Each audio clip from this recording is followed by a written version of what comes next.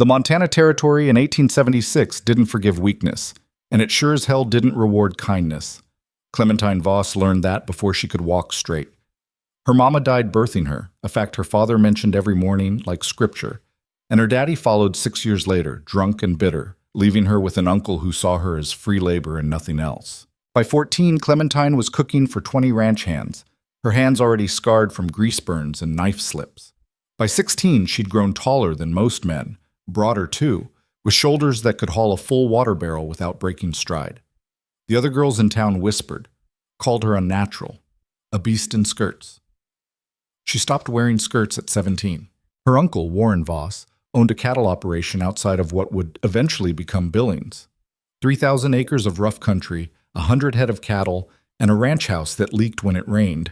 The will was clear. Her father's half went to her when she turned 21. Warren had other ideas. "You can't run cattle, like," he told her the morning of her birthday, tobacco juice staining his beard. "Law won't recognize it. A woman alone? They'll laugh you out of the county office." "Then I'll get married," Clementine said. She was rolling dough, her hands steady, despite the rage building in her chest. Warren's laugh was ugly. "Who'd have you?" She drove the rolling pin through the dough hard enough to crack the table underneath. Warren stopped laughing. "Sign the papers," she said. "No." That night, she packed what she could carry and walked away from the only home she'd known. Warren kept the ranch, kept her inheritance, kept everything except her. The frontier wasn't short on work for someone who could cook, but it was damn short on respect. Clementine drifted through mining camps and trading posts, her reputation growing in whispers. "That big woman can make anything taste good. She don't smile much, but her biscuits could make a dead man weep." "Don't cross her." Jenkins tried, lost 3 teeth.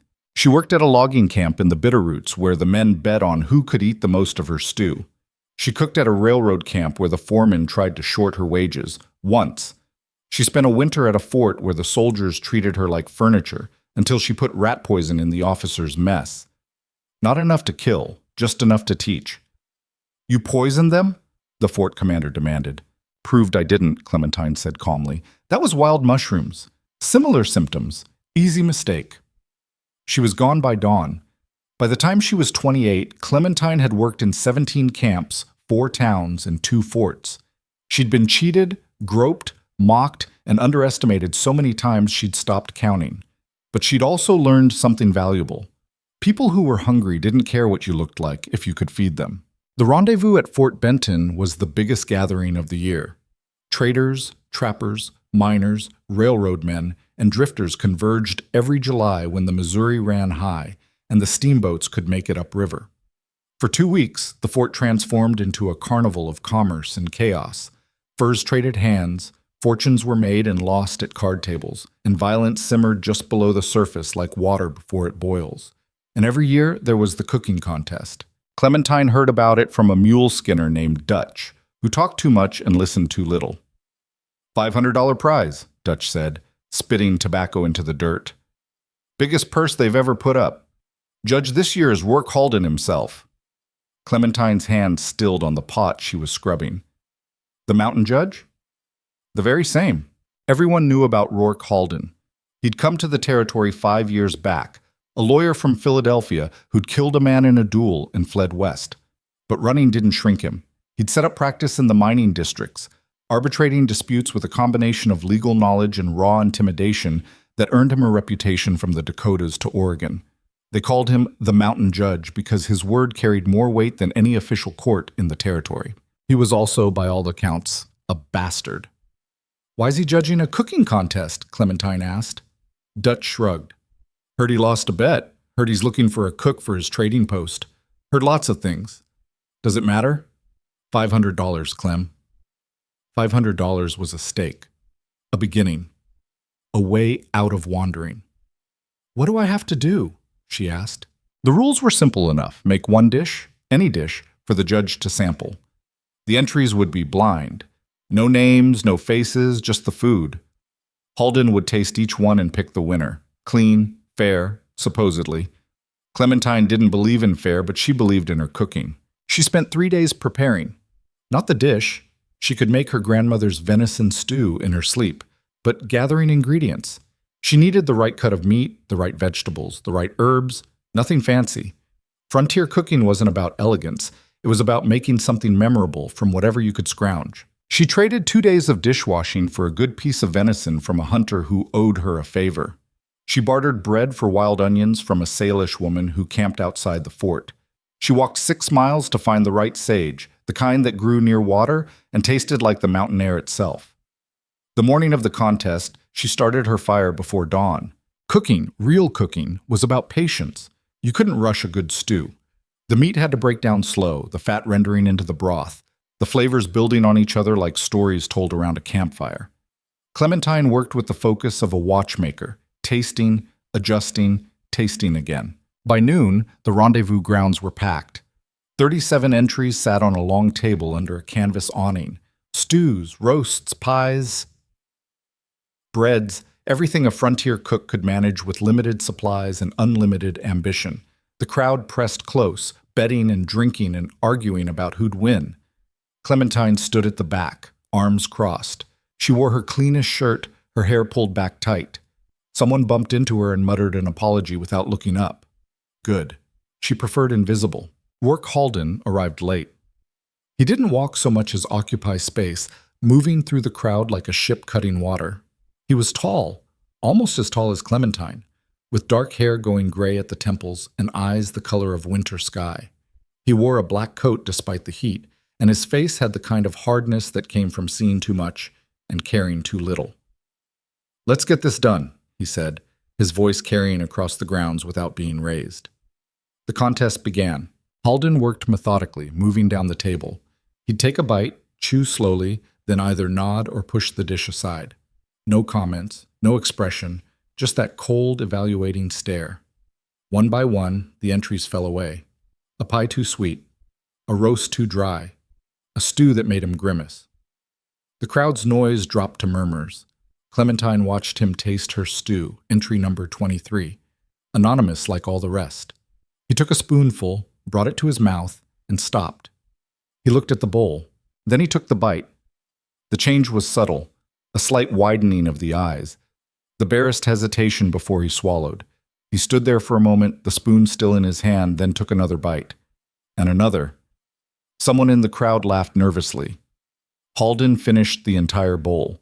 He set it down carefully, then turned to the contest organizer. "Who made 23? The organizer checked his list. Entries marked C. Voss. "Bring them forward." Clementine's stomach dropped. This was it. The moment when her size, her gender, her entire existence would invalidate everything she'd cooked. She'd seen it before. The surprise, the disappointment, the dismissal. She pushed through the crowd anyway. The whispers started immediately. "That's her? The big woman? Christ, she looks like she could—" "Quiet," Halden said. The whispers died. He studied her for a long moment. Clementine met his gaze, refusing to look away first. She'd learned early that showing fear was worse than having it. "You made this," Halden said, not a question. "I did." "What's in it?" "Venison, onions, sage, carrots, potatoes, stock, salt, pepper." She didn't mention the secret, the way she'd charred the bones first, or the wild garlic she'd found growing near the river, or the tablespoon of vinegar at the end that brightened everything without announcing itself. "That's all?" "That's everything." Halden's expression didn't change. "It's the best thing I've eaten in 5 years." The crowd erupted. Clementine didn't move, didn't smile, didn't give them the reaction they wanted. She just stood there, waiting for the other boot to drop. "You win," Halden said, pulling an envelope from his coat. $500. He held it out. Clementine took it, her fingers brushing his briefly. His hands were scarred, she noticed. Not soft lawyer hands, working hands. "Thank you," she said. "Don't thank me. Thank whatever taught you to cook like that." "Hunger," Clementine said. "Hunger taught me." For the first time, something like a smile crossed Halden's face.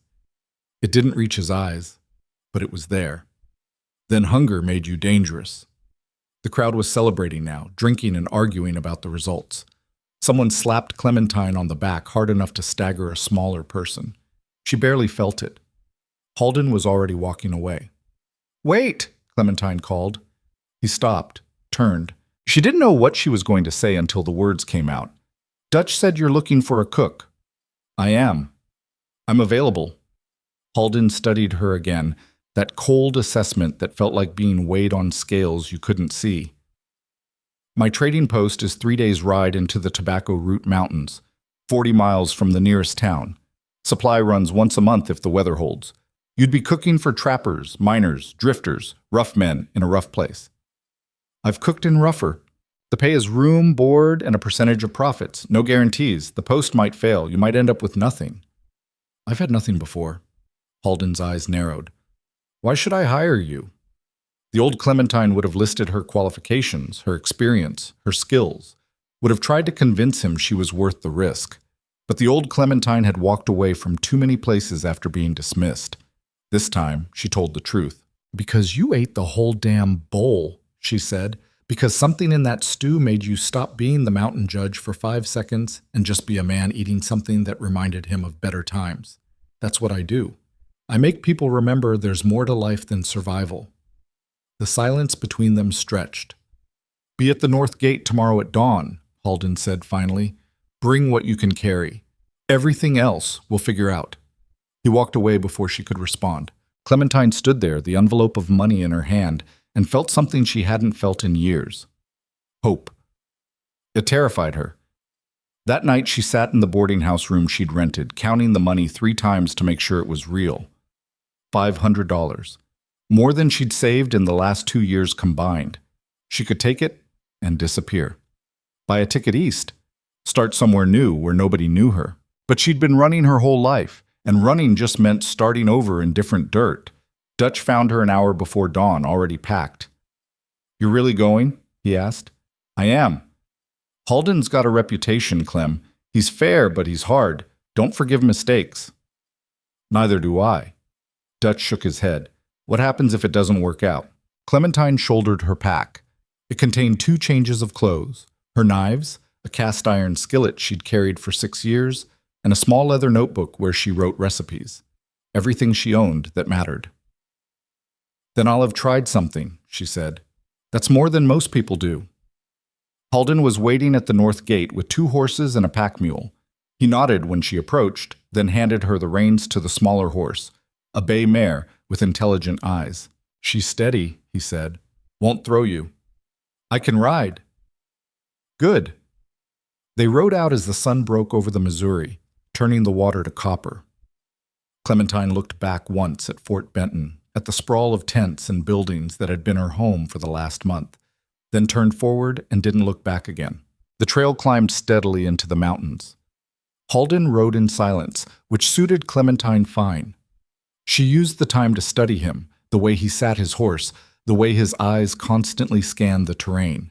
He rode like a man who expected trouble and wouldn't be surprised when it found him. By midday, they'd left the open country behind and entered pine forest. The air cooled, rich with the smell of sap and earth. "You know why I chose you?" Halden said suddenly. "Because I won. I've eaten in the best restaurants in Philadelphia, New York, Boston. Your stew was better than anything they served." Clementine didn't know what to say to that, so she said nothing. "But that's not why," Halden continued. "I chose you because when I asked what was in the stew, you didn't lie, didn't make it sound complicated or special. You just told the truth. In my experience, people who tell the truth about small things tend to tell the truth about big things." "Or I'm just a bad liar," Clementine said. Halden's laugh was short and sharp, like a bark. "Maybe. We'll find out." They camped that night beside a creek. Halden had brought supplies, salt pork, beans, coffee, and he started to prepare them before Clementine stopped him. "I'll cook," she said. "You don't have to." "Yes, I do. That's the job, isn't it?" She made the simplest meal she could. Beans cooked with a piece of the pork, cornbread fried in the skillet, coffee strong enough to strip paint. Nothing fancy. But she took her time, coaxing flavor from basic ingredients, building something that tasted like care in a place that had none. When she handed Halden his plate, he took a bite and went still. "What?" Clementine asked. "Nothing," he said quietly. "It's just been a long time since someone cooked for me." They ate in silence. the creek providing the only sound.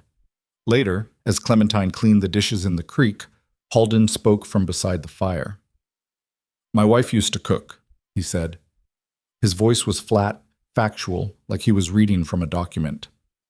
"She died 3 years ago, cholera. One day she was fine. 3 days later she was gone." Clementine didn't turn around. "I'm sorry. Don't be. It's just a fact. But I'll tell you what it taught me. The world doesn't care about your plans. It takes what it wants and leaves you with what remains. The question is what you build with what's left."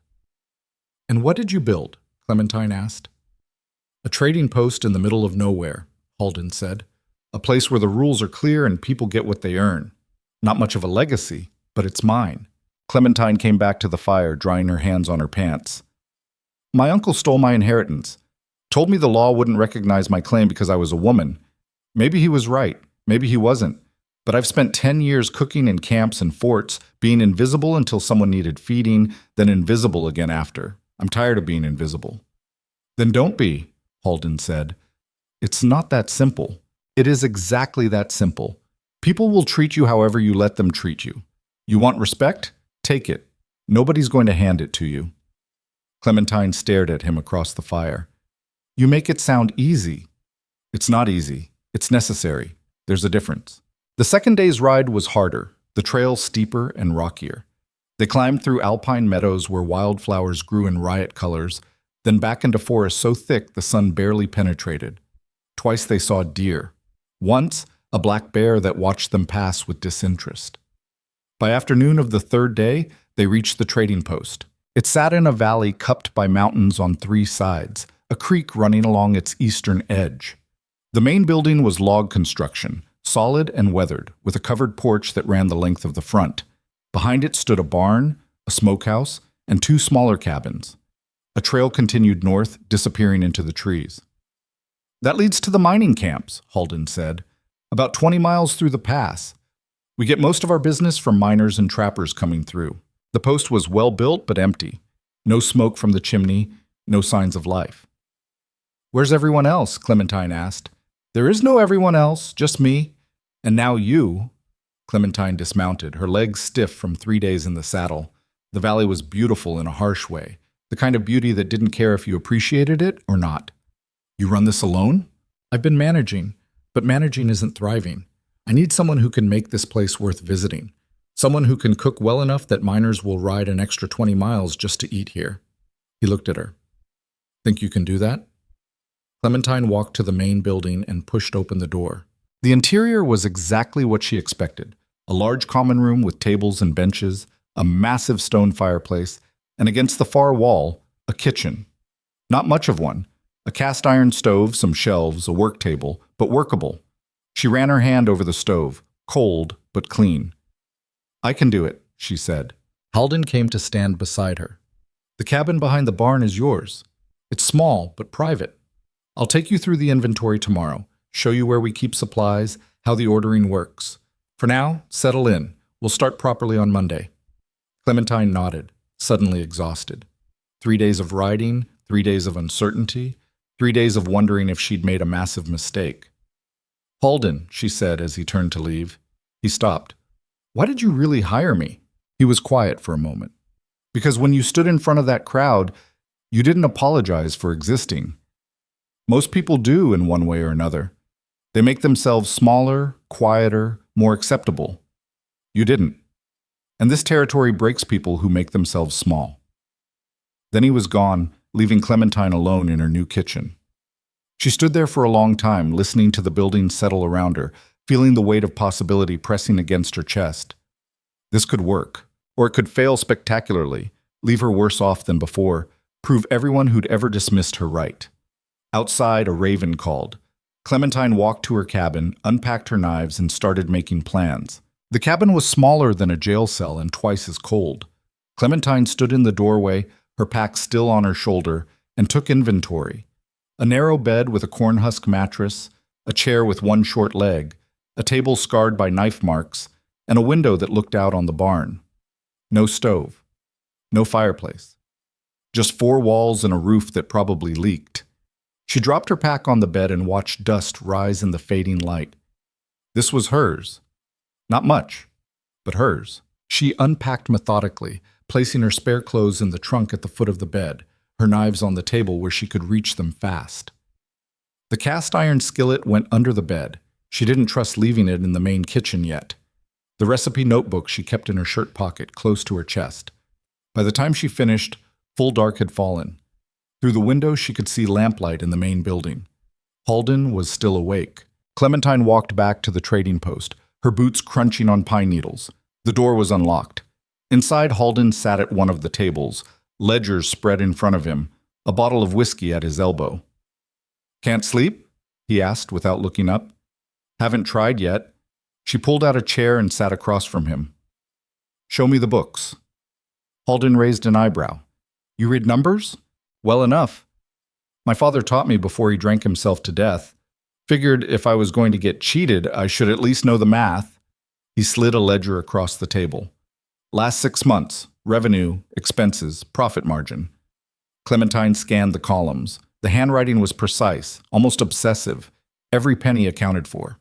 She ran her finger down the expense column and stopped. "You're paying too much for flour." "Supply train charges what they charge." "They're cheating you. This price is 40% over what I paid in Fort Benton last month." Halden leaned back, studying her. "You remember the price of flour from a month ago?" "I remember every price. Have to, when you're watching every cent." She tapped the ledger. "And your coffee supplier is worse. These numbers say you're buying premium grade, but I'd bet money you're getting standard and they're pocketing the difference." "How would you know?" "Because I've been cheated by every supplier between here and the Dakotas. You learn to spot the patterns." Halden poured 2 glasses of whiskey and pushed one toward her. "What else?" She went through the ledgers line by line, pointing out discrepancies, inflated costs, and gaps in inventory that suggested theft or waste. Halden listened without interrupting, his expression unreadable. When she finished, he drained his glass. "You just cost me a supplier and possibly a lawsuit. You hired me to make this place work. Can't do that if you're bleeding money on bad deals." "Fair enough." He refilled both glasses. "What do you need to start?" Clementine pulled out her notebook and flipped to a page she'd written on during the ride. "Basics first. I need a complete inventory of what you have in storage.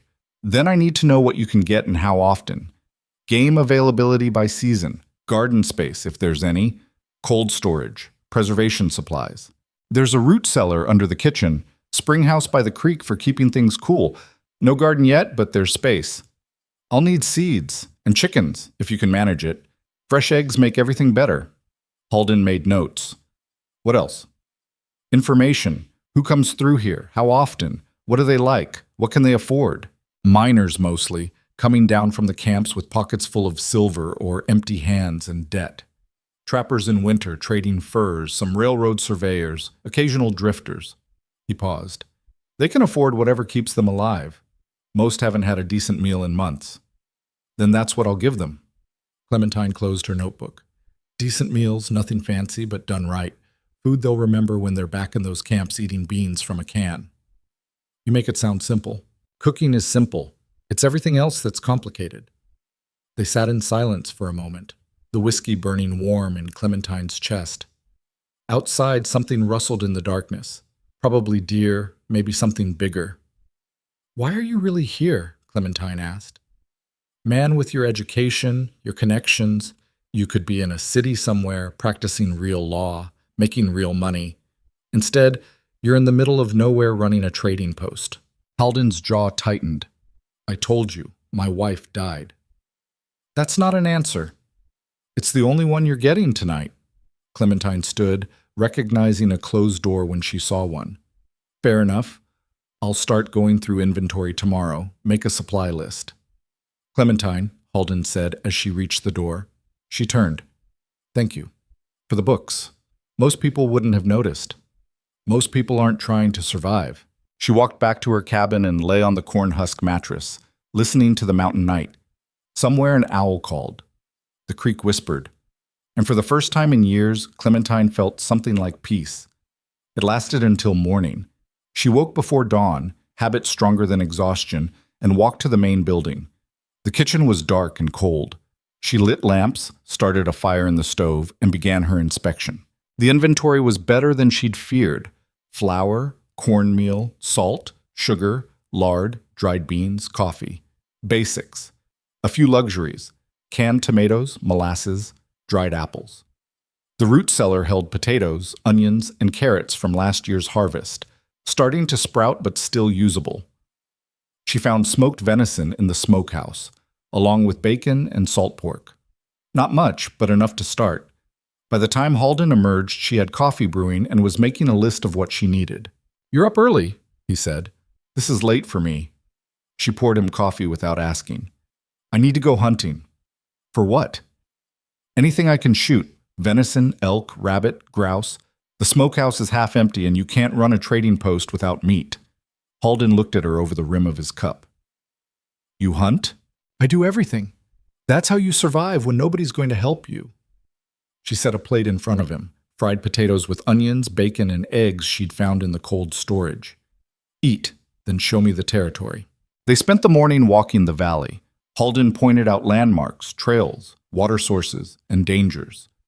There were bears in the high country, mountain lions occasionally, wolves in winter. The creek flooded in spring. The north trail through the pass could become impassable with snow from October to May. "Miners use it anyway," Halden said. "They're desperate or stupid, usually both." Clementine studied the tree line, noting game trails, fresh tracks, browse patterns. "Who hunts this valley?" "Nobody regularly. I take deer when I need them. That's it." "Good. Then it's mine." She started hunting that afternoon. The rifle was Halden's, a Winchester he handed over with clear reluctance. "You know how to use this?" he asked. Instead of answering, Clementine checked the action, the sight, the ammunition. Then she shouldered it and sighted on a distant pine cone. The rifle felt good, balanced. "I'll be back before dark," she said. She moved through the forest the way her father had taught her, slow and quiet, reading the land like a language only hunters spoke. Fresh deer droppings. A rub mark on a sapling. Tracks in the soft earth near the creek. She found the deer bedded in a thicket 2 hours later, a young buck, maybe 2 years old, fat from summer grazing. She took him with a single shot through the lungs, clean and quick. Field dressing was messy work, but Clementine had done it 100 times. She worked efficiently, saving the heart and liver, leaving the rest for scavengers. By the time she dragged the carcass back to the trading post, the sun was setting and her shoulders ached. Halden met her at the smokehouse. "You weren't lying," he said, looking at the deer. "I don't lie about things I can do, only things I can't." They butchered the deer together, Halden clearly surprised by Clementine's skill with a knife. She separated the cuts methodically. Backstrap, tenderloin, roasts, stew meat. Nothing wasted. The bones went into a pot for stock. The hide would be scraped and sold. "Where did you learn to butcher?" Halden asked. "Ranch. My uncle had me processing cattle by the time I was 12. Figured if I was going to do a man's work, I should do it right." "He sounds like a piece of work." "He was family. That's supposed to mean something." "Does it?" Clementine's knife paused on a joint. "Not if they don't want it to." They worked in silence after that. The only sounds, the scrape of blades and the occasional crackle from the smokehouse fire. That night, Clementine cooked venison tenderloin with fried potatoes and greens she'd found growing wild near the creek. Simple food, but she took her time, letting the meat rest, getting the pan hot enough to sear properly. When she set the plate in front of Halden, he stared at it like she'd conjured something impossible. "What?" Clementine asked. "Nothing. It's just—" He cut into the meat. Perfect medium rare. Blood still running. "It's been a long time since anyone here cared about getting things right." "I always care about getting things right. Only thing I've got control over." They ate at the same table where they'd gone through ledgers the night before. Outside, the valley settled into darkness. "First customers come through in 3 days," Halden said. "Miners heading down from the camps. Usually about a dozen. They'll want food, whiskey, and a place to sleep." "How much do you charge?" "Room and board, 50 cents a night. Meals are extra." Clementine did the math. "You're undercharging. These men are coming down with money, right? Silver from the mines?" "Some of them." "Then charge what it's worth. $1 a night for a bed and 2 meals, more if they want extras." "That's double." "That's what it costs to run a place this far from anywhere. You want to break even, or you want to make money?" Halden considered this. You're proposing I gouge desperate men? I'm proposing you charge what the service is worth. There's a difference between fair and foolish. And if they refuse, then they sleep outside and eat their own cooking. But they won't, because what I make is better than anything they can do for themselves, and they know it. Halden leaned back, something like admiration crossing his face. You're tougher than you look. I look pretty tough. Fair point. The miners arrived on a Tuesday afternoon, a ragged group of 13 men on tired horses. They looked exactly like every mining crew Clementine had ever seen, filthy, exhausted, and hungry in a way that went beyond food. Halden met them on the porch. Clementine watched from the kitchen window. Room and board is $1, Halden announced. Includes dinner tonight, breakfast tomorrow. Whiskey's extra. One of the miners, a thick man with a beard that covered most of his face, spat tobacco. Used to be 50 cents. Used to be you got beans and soul belly. Now you get real food. You want beans? There's camps between here and town that'll sell them to you. The bearded man looked at his companions. Clementine could see the calculation happening. They were tired. The next camp was hours away, and something from the kitchen smelled good enough to make their mouths water. Fine, the bearded man said, but the food better be worth it. Clementine already had stew going, the venison from yesterday, slow-cooked with vegetables, herbs, and a richness that came from browning everything properly. She'd made cornbread, too, and had potatoes roasting in the oven. The miners crowded into the common room, loud and rough, filling the space with their presence. Clementine worked the kitchen with calm efficiency, plating food, sending it out, ignoring the stares when they noticed her size. She'd learned long ago that kitchens were fortresses. Inside them, she was in control. The first miner to taste the stew went quiet. Then the second. By the third bite, the entire room had fallen silent except for the sound of eating. Clementine watched from the kitchen door, arms crossed. "What's in this?" one of them finally asked. "Food," Clementine said. "Best damn food I've had in 6 months," another added. The bearded man who'd complained about the price finished his bowl and held it out. "More." "That'll be another quarter," Halden said from behind the bar. The man paid without argument. They all did. By the end of the night, Clementine had served 37 bowls of stew, 42 pieces of cornbread, and used up most of her roasted potatoes. Her feet ached, her back hurt, but when she counted the money Halden gave her, her percentage, as agreed, it was more than she'd made in a week at any previous job. "You were right," Halden said after the miners had gone to bed in the bunkhouse. "About the pricing." "I usually am. About food, anyway." "What else are you right about?" Clementine wiped down the last table. "That this place could be something, if we do it right." Over the next month, word spread. Miners coming through told others. Trappers mentioned it when they stopped at camps. Even a few curious townspeople made the long ride just to see if the stories were true. They were. Clementine worked from before dawn until late at night, building a reputation one meal at a time. She roasted whole chickens. Halden had bought 6 laying hens and a rooster from a passing trader. She made pies from dried apples and wild berries. She perfected her bread until it was better than anything available in town. And she kept hunting. Every few days, she'd disappear into the forest with Halden's rifle and return with meat. Deer, mostly. Twice she got elk. Once, a wild turkey that she roasted for a group of railroad surveyors who'd gotten lost and stumbled onto the post half-starved. "You're the best shot I've ever seen," Halden said one evening, watching her clean a rabbit. "My father taught me. Said a woman who could shoot and cook would never starve, no matter what else happened." Was he right? Haven't starved yet. But it wasn't just the food that made the trading post work. It was Clementine herself. Men who came in loud and aggressive learned quickly that the big woman in the kitchen didn't tolerate nonsense. When a drunk miner tried to grab her, she broke his wrist with a cooking pot and threw him out into the rain. When another complained about the prices, she offered him a refund and directions to the next camp. "You could be friendlier," Halden observed after the second incident. "I could, but then they'd think friendly meant weak. Better to establish boundaries early. You've given this some thought. I've been the only woman in rough camps for 10 years. You learn or you don't survive." Still, she wasn't cruel. When a young miner, barely 17, came through with empty pockets and hollow eyes, Clementine fed him anyway. He can't pay, Halden pointed out. I know. We're not a charity. One meal isn't charity, it's insurance. Against what? Against becoming this kind of people who let kids go hungry. Halden didn't argue after that. The boy came back 2 weeks later with money and brought 3 friends. By late August, the trading post was making more in a week than it had made in a month before Clementine arrived. The ledger showed it clearly: revenue up, waste down, profit margin climbing. Halden started talking about expansion, maybe a second bunkhouse, maybe a stable for travelers' horses. We're doing well, he said one night over whiskey. We're doing good, Clementine corrected. Well comes later. What's the difference?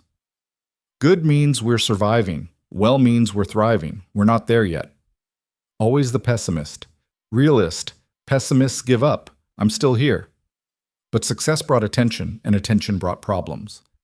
The first sign came from the supply train. Their regular driver, a man named Peterson, who'd been reliable if expensive, didn't show up for the September delivery.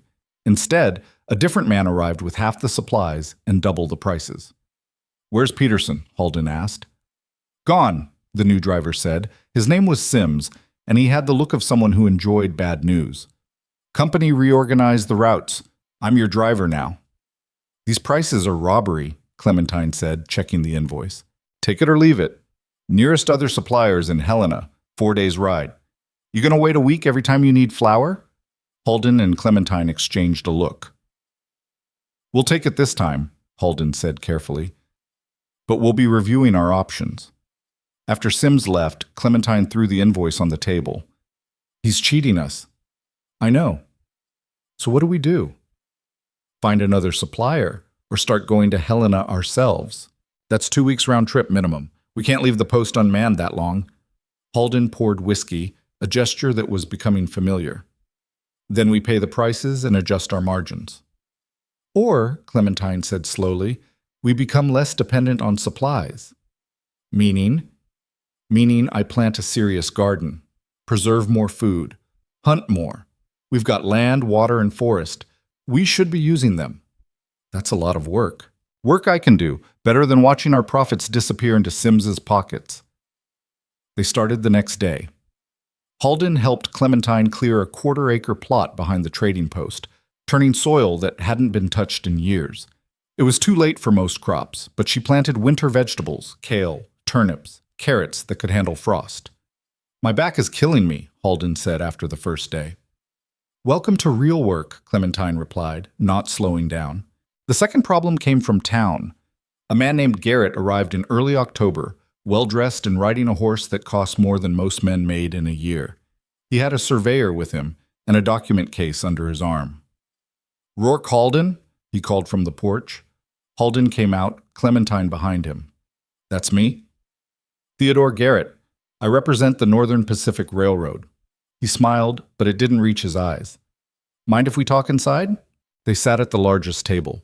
Garrett spread maps across the surface, his surveyor standing silently behind him. We're planning a route through this region, Garrett began. The railroad will bring commerce, development, opportunity, but we need to secure right-of-way for the tracks. And? Halden's voice was neutral. And your trading post sits on land we're interested in. Specifically, this valley provides the most practical route through the mountains. Clementine felt her stomach drop. This land is mine, Halden said. Legal claim filed 5 years ago. Yes, about that. Garrett pulled out papers. Your claim is valid, but there are some complications. This land was previously part of a federal survey that might supersede individual claims. We're working with the territorial government to clarify the situation. Translation? You're trying to take it. Garrett's smile tightened. The railroad is progress, Mr. Halden. You can't stop progress, but you can profit from it. We're prepared to offer you fair compensation for the land. How much? $2,000. Clementine did the math instantly. $2,000 was a fortune, more money than most people saw in 5 years. But it was also far less than the land was worth, especially with the trading post established. No, Halden said. Garrett's smile disappeared. That's a generous offer. For land you claim might not even be mine, I'll take my chances with the courts. The courts tend to favor development, national interest, progress. Then let them decide. Garrett gathered his papers slowly. I've dealt with stubborn men before, Mr. Halden. They usually regret it. Think about my offer. I'll return in 2 weeks for your answer. After he left, Clementine and Halden sat in silence. He's going to come back with lawyers, Clementine said finally. Probably. Can you fight them? I can try, but railroad companies have resources I don't. Political connections, money. If they want this land badly enough, they'll find a way to take it. So we just give up? Halden looked at her sharply. I didn't say that, but we need to be realistic about what we're facing. Clementine stood and walked to the window. Outside, her garden was starting to show green shoots. The chickens pecked in their run. Smoke rose from the smokehouse where venison was curing. I've spent my entire life being realistic, she said quietly, being practical, accepting that some fights can't be won. And you know what it got me? Nothing. Every single thing I've built, someone took away. My inheritance, my dignity, even my name. People don't call me Clementine. They call me that big woman, or the cook, or nothing at all. She turned back to Halden. This place is the first thing that's felt like mine, like ours. I'm not walking away without a fight. Even if we lose, especially then, because at least we'll have tried. Halden studied her for a long moment. Then he nodded. All right, then we fight. Over the next 2 weeks, they prepared. Halden dug out his claim papers, land surveys, and every document that proved his ownership. He wrote letters to lawyers in Helena, to territorial representatives, to anyone who might help. Clementine kept cooking, kept the post running, kept building their reputation. If they were going to fight, they needed money. And money came from keeping the business thriving. But she also kept her ears open. Miners talked when they were drunk. They mentioned seeing railroad surveyors in the mountains, marking trees, taking measurements. One mentioned hearing that Garrett had visited other landholders, making similar offers. They're planning the route regardless, Clementine told Halden, whether you sell or not. Then we make selling as expensive as possible. Garrett returned exactly 2 weeks later, this time with a lawyer. The lawyer was thin and sharp-featured, with eyes that calculated everything. His name was Whitmore, and he spoke in the careful language of contracts and clauses. Mr. Halden, my client's offer stands, Whitmore began. $2,000 for a clean transfer of ownership. If you refuse, we'll be forced to pursue alternative legal remedies. Such as? Halden asked. Eminent domain. The railroad serves the public interest. Under territorial law, land can be seized if necessary for development, with compensation determined by the courts. Let me guess. Compensation substantially lower than your offer. The courts are unpredictable. So you're threatening me. Whitmore's expression didn't change. I'm explaining your options. Take the offer now, or risk losing everything in court. Clementine had been standing in the kitchen doorway, listening. Now she stepped forward. What about our business? She asked. Whitmore glanced at her dismissively. What about it? This trading post serves miners, trappers, travelers. We're the only reliable stop between the camps and town. If you take this land, where do they go? That's not our concern. It should be. You want this land because it's valuable. It's valuable because we made it valuable. Our reputation, our work. You're not just taking land, you're taking a business. Garrett spoke up. The railroad will bring new opportunities, new businesses. For who? Not the people who need this place now. Progress requires sacrifice. Clementine felt anger rising, hot and familiar. That's easy to say when you're not the one sacrificing. Miss, Whitmore began. Mrs., Clementine lied. Let them think she had a claim to this place beyond employment. Mrs. Voss, Whitmore continued, his tone condescending, you're an employee. This negotiation is between your employer and my client. I'm a partner. She looked at Halden, daring him to contradict her. He didn't. A partner, Halden confirmed. Clementine has a stake in this business. Any agreement needs her signature, too. It was a bluff. They had no formal partnership agreement, but Garrett and Whitmore didn't know that. Whitmore frowned. That complicates things. Life's complicated, Clementine said. You'll manage. After they left, Halden poured whiskey with shaking hands. Partner? He asked. Seemed like the right time to establish it. We have no legal partnership. Then we should fix that. Halden drank, then poured another. You understand what you just did? You tied yourself to this fight. If we lose, you lose too. I've been losing since I was born. At least this time, it'll be for something that matters. They drew up partnership papers that night, splitting ownership 50-50. It wasn't legally complex. Halden had enough law knowledge for that, but it was binding. When Clementine signed her name at the bottom, her hand was steady. We're really doing this, Halden said. We really are. The trouble escalated in November. Their supply deliveries became irregular, Sims claiming problems with the weather, the roads, the company. Prices kept climbing. Quality dropped. He's trying to starve us out, Clementine said, looking at a shipment of flour that was half weevils, probably getting paid by Garrett to make things difficult. Then we stopped relying on him. The next day, Clementine rode to Helena herself. It took 3 days each way, 6 days total of hard riding in increasingly cold weather, but she returned with 2 pack mules loaded with supplies and agreements from 3 different suppliers willing to deal directly. Cost more up front, she told Halden, but better quality and no middleman taking a cut. How did you negotiate that? Told them we were growing, showed them our ledgers, promised consistent business. She didn't mention that she'd also mentioned the railroad trouble, playing on sympathies and competitive instincts. Several Helena merchants had their own grievances with the Northern Pacific. December brought the first serious snow. The trading post business slowed but didn't stop. Trappers came through trading furs and buying supplies. A few hardy miners still made the journey from the camps. And Clementine kept cooking, kept building their reputation as the place worth reaching.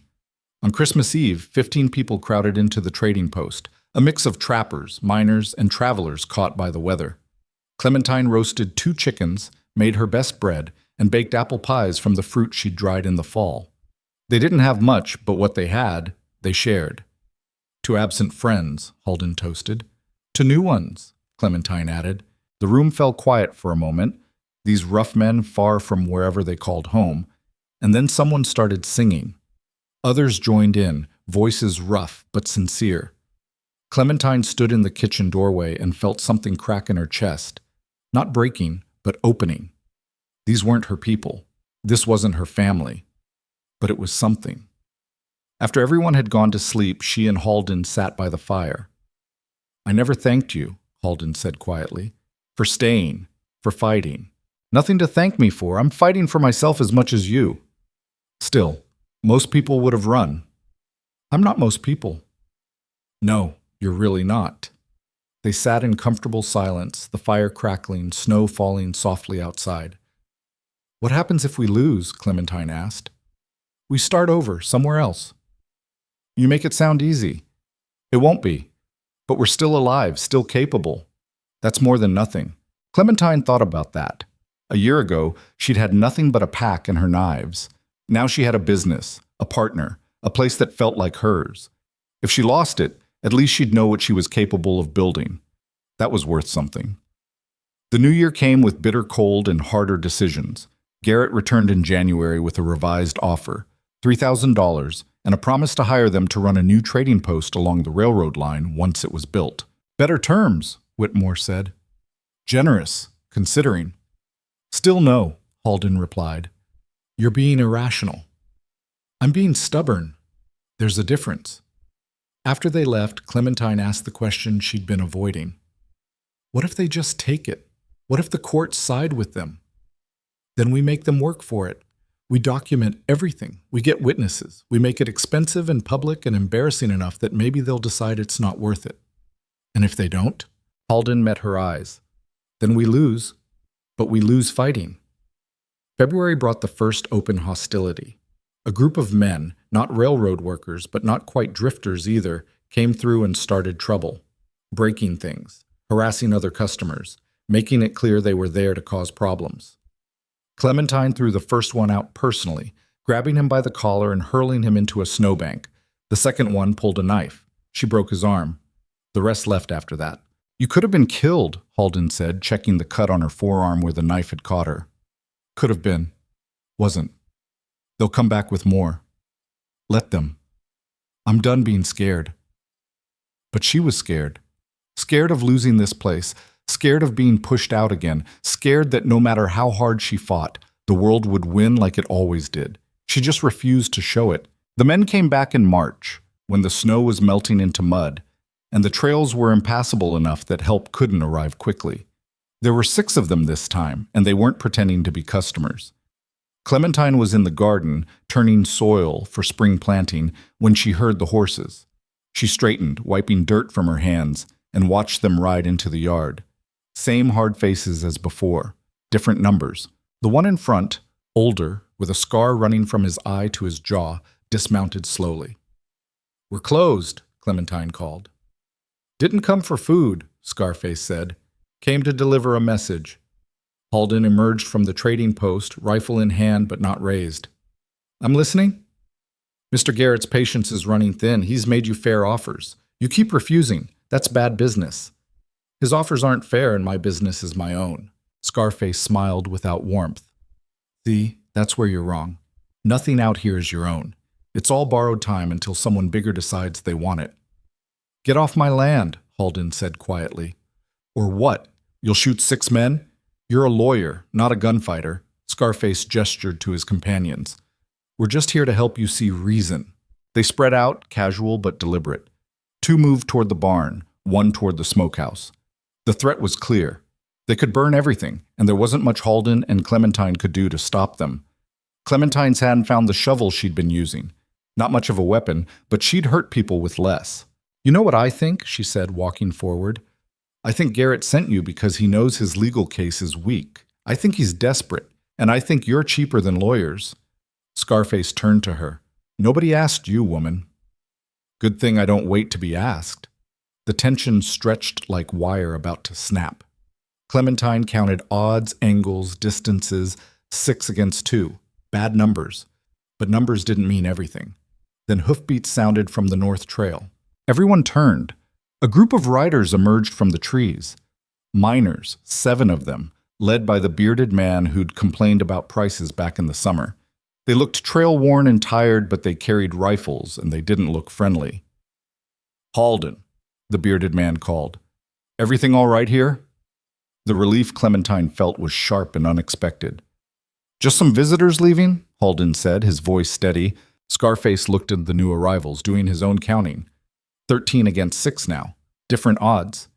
"This isn't over," he said. "Yeah, it is," Clementine replied. "Get back on your horses and tell Garrett if he wants this land, he can come ask himself instead of sending hired thugs." For a moment she thought Scarface might try something stupid. His hand twitched toward his belt.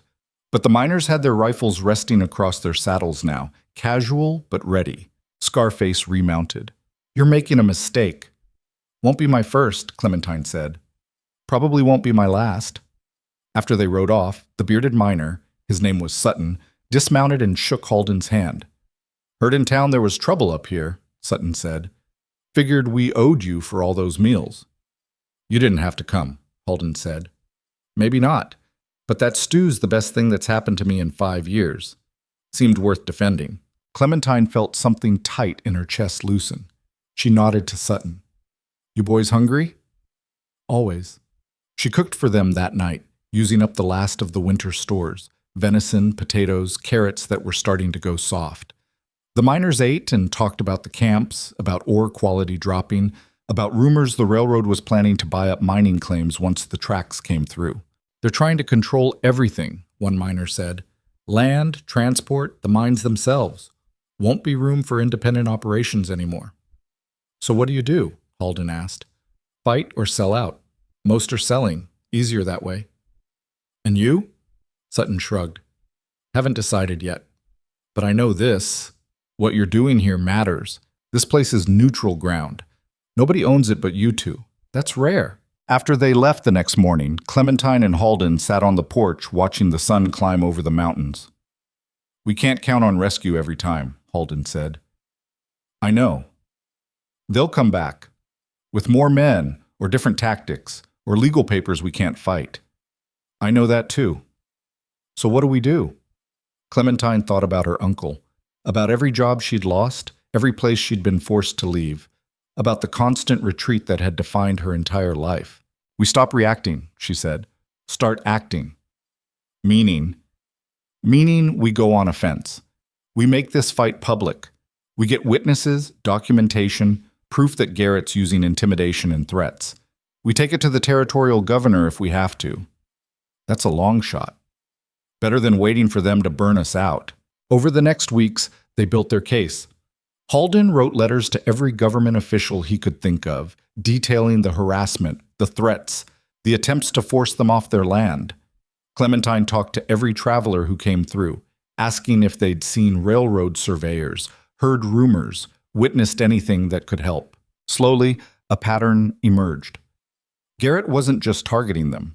He was systematically acquiring land along the proposed route, using a combination of low offers and intimidation. Some people sold. Some people just disappeared.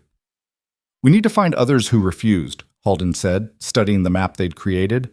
Strength in numbers. Finding them was harder than expected. People who fought back tended to keep quiet, afraid of drawing more attention.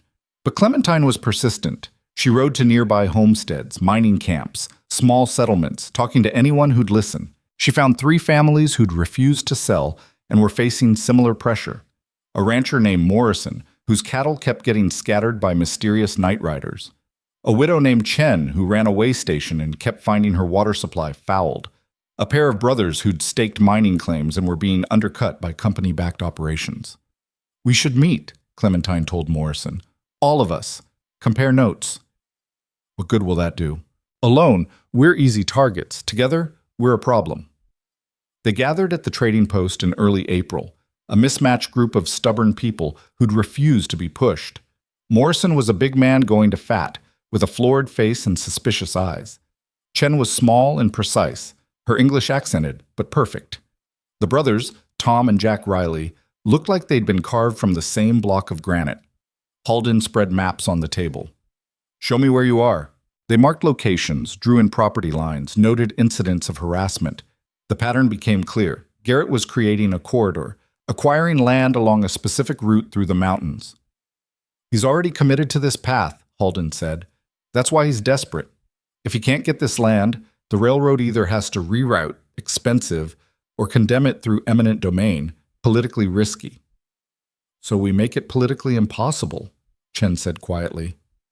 "How?" Jack Riley asked. "Documentation. Witnesses.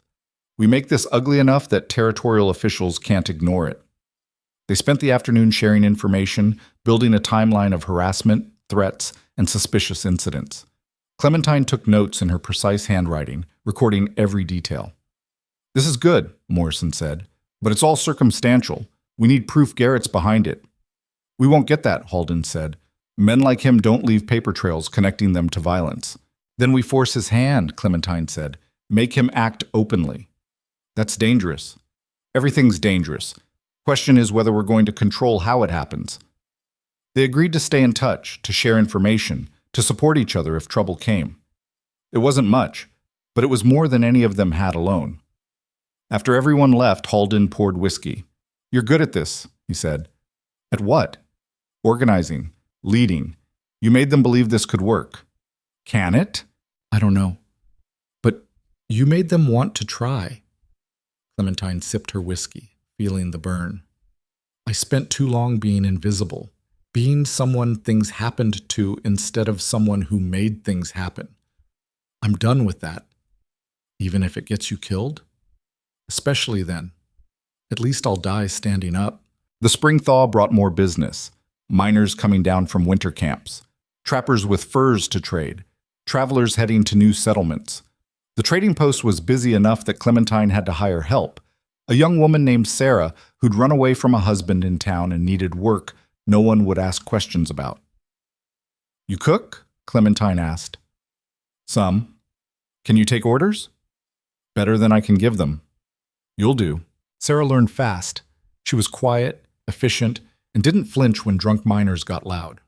Within a week, she was handling most of the serving while Clementine focused on cooking. "Why'd you help me?" Sarah asked one night, washing dishes. "Why wouldn't I? Most people wouldn't hire a woman running from trouble." "I am a woman running from trouble. Difference is I ran towards something instead of just away." Sarah thought about that. "What if your husband comes looking?" "He's not my husband anymore. And if he comes here, he'll wish he hadn't. He came 3 weeks later. Clementine was in the kitchen when she heard shouting. She recognized Sarah's voice, frightened, and a man's voice, angry and slurred. She walked into the common room with a meat cleaver in her hand. The man was big and drunk, gripping Sarah's arm hard enough to leave marks. Sarah was trying to pull away, her face pale. "Let her go," Clementine said. The man turned, saw Clementine, and laughed. "What are you going to do, fat woman?" Clementine crossed the distance faster than he expected. The cleaver came down, not on him but on the table between them, biting deep into the wood and sticking there. The sound echoed. "I'm going to say this once," Clementine said quietly. "Let her go and leave. Or I pull this cleaver out and we see how much you're laughing after." The man's eyes flicked from the cleaver to Clementine's face. Whatever he saw there made him release Sarah's arm. "Crazy bitch," he muttered. "That's right. Remember that." He left, stumbling drunk into the afternoon sun. Sarah stood shaking, rubbing her arm. "Thank you," she whispered. Clementine pulled the cleaver from the table. The blade had gone in 3 inches. "Nobody gets to hurt you here. Not him. Not anyone. What if he comes back? Then he'll learn the same lesson twice. Some men need that." Sarah's husband didn't come back. But word spread. The trading post was a safe place. The big woman who ran the kitchen didn't tolerate abuse. More women started showing up. Not many, but enough. A girl escaping an arranged marriage. A widow who'd been cheated by her husband's business partner. A woman whose family had disowned her for refusing to be quiet about their crimes. Clementine hired them all. "You're building an army," Halden observed. "I'm hiring good workers. Same thing the way you're doing it." By May, the trading post employed 6 women. Some cooked, some cleaned, some handled the supply runs. All of them worked hard and watched each other's backs. And all of them had reasons to fight for the only place that had given them a chance. Garrett noticed. How could he not? The trading post wasn't just surviving anymore. It was thriving, becoming a fixture, a landmark, a place people talked about from the camps to the settlements. He came himself in June. Clementine was checking inventory when she heard the horse. She looked out to see Garrett dismounting, alone this time, dressed like he was going to church instead of a frontier trading post. Halden met him on the porch. Clementine stayed in the doorway, listening. "I wanted to speak with you directly," Garrett began. "No lawyers, no intermediaries, just 2 businessmen." "I'm listening," Halden said. "You've done well here. Better than I expected. This place has become significant." Garrett chose his words carefully. "That's admirable. It's also problematic." "How so?" "The railroad is coming, Mr. Halden. That's not a threat. It's a fact. The route has been surveyed, approved, funded. Whether you sell to me or not, the tracks will be laid through this valley. Then lay them around my property. The engineering doesn't allow for that. This valley provides the only practical grade through these mountains. Any alternate route adds months to construction and millions in costs." "Not my problem," Garrett sighed. "You're forcing my hand. I'd hoped to avoid this, but I have investors, deadlines, obligations. If you won't sell voluntarily, I'll pursue eminent domain. The territorial judge will hear the case, and I'll win. That's not arrogance, it's reality. The courts favor development. Then let's find out." "Mr. Halden, please, be reasonable. I'm offering you $5,000 now, more than this land is worth, enough to start fresh anywhere you want. And if I lose in court, I get what?" "Whatever the court determines, probably half that." "So you're offering me a choice between selling at a premium or losing at a discount. I'm offering you a way out that preserves your dignity and your finances." Clementine stepped onto the porch. "What about everyone else?" Garrett turned to her. "I'm sorry?" "The people who depend on this place, the miners who stop here, the trappers, the women we employ. What happens to them when the railroad takes over? There will be new opportunities. Railroad towns, construction camps, controlled by you, owned by the company, not independent. That's progress, Miss Voss. The frontier doesn't stay wild forever." "Mrs. Voss," Clementine corrected again. "And progress for who? You make money. Your investors make money. The people who actually live here just get displaced. That's not my concern. It's mine." Garrett studied her for a moment, something like respect crossing his face. "You're the cook, aren't you? The one everyone talks about?" "I'm the partner, the one who owns half this place." "Ah." Garrett nodded slowly. "I see. Well, Mrs. Voss, perhaps you can convince your partner where I can't. This fight will cost you everything. Your business, your home, your future. For what? Principle? For the right to exist on our own terms. Noble, but expensive." Garrett walked to his horse. "I'll file the eminent domain papers next week. You'll receive notice to appear before Judge Hamilton in Helena. I suggest you prepare your arguments, though I should warn you, Hamilton has never ruled against a railroad claim." After he rode away, Clementine and Halden stood in silence. "Hamilton," Halden said finally. "I know him. We studied law together in Philadelphia." "Is that good?" "He's brilliant, ambitious, and completely bought by every development interest in the territory." "So we lose?" "Probably." Clementine felt rage building, hot and familiar. "Then we make him work for it." They had 3 weeks to prepare. Halden buried himself in law books, searching for precedents, loopholes, anything that could help. Clementine reached out to everyone they'd helped, everyone who'd eaten her food, everyone who had reason to care what happened to the trading post. The response surprised her. Miners offered to testify about harassment. Trappers provided sworn statements about railroad surveyors threatening them. Morrison, Chen, and the Riley brothers agreed to present their own cases as evidence of a pattern. "This is good," Halden said, reviewing the testimony. "But it's not enough. Hamilton will dismiss it as anecdotal. What do we need? Proof of malice. Evidence Garrett deliberately used illegal tactics, something that makes it politically impossible for Hamilton to rule in his favor. Where do we get that? I don't know." The answer came from an unexpected source. A man arrived at the trading post 2 weeks before the hearing, thin and nervous, looking over his shoulder like he expected pursuit. "I need to speak with Rourke Halden," he said. Clementine brought him inside. The man's name was Peters. He'd worked as a clerk for the Northern Pacific, handling correspondence and documentation. "I kept copies," Peters said, pulling papers from inside his coat. "Letters, orders, contracts. Garrett's been systematically intimidating landholders. The company knows about it. They approved funds for it." "Why are you telling us this?" Halden asked. "Because I watched what they did to the Anderson family. Burned their house, killed their dog, terrorized them until they sold for pennies." Peters's hands shook. "I told myself it was just business. But it's not. It's cruelty. And I can't stomach it anymore." Halden read the documents carefully. Clementine watched his expression shift from skepticism to surprise to something like hope. "This is actionable," Halden said quietly. "This proves corporate knowledge of illegal activity." "Will it be enough?" Clementine asked. "In a fair court?" "Absolutely." "In Hamilton's court?" He hesitated. "It gives us a fighting chance."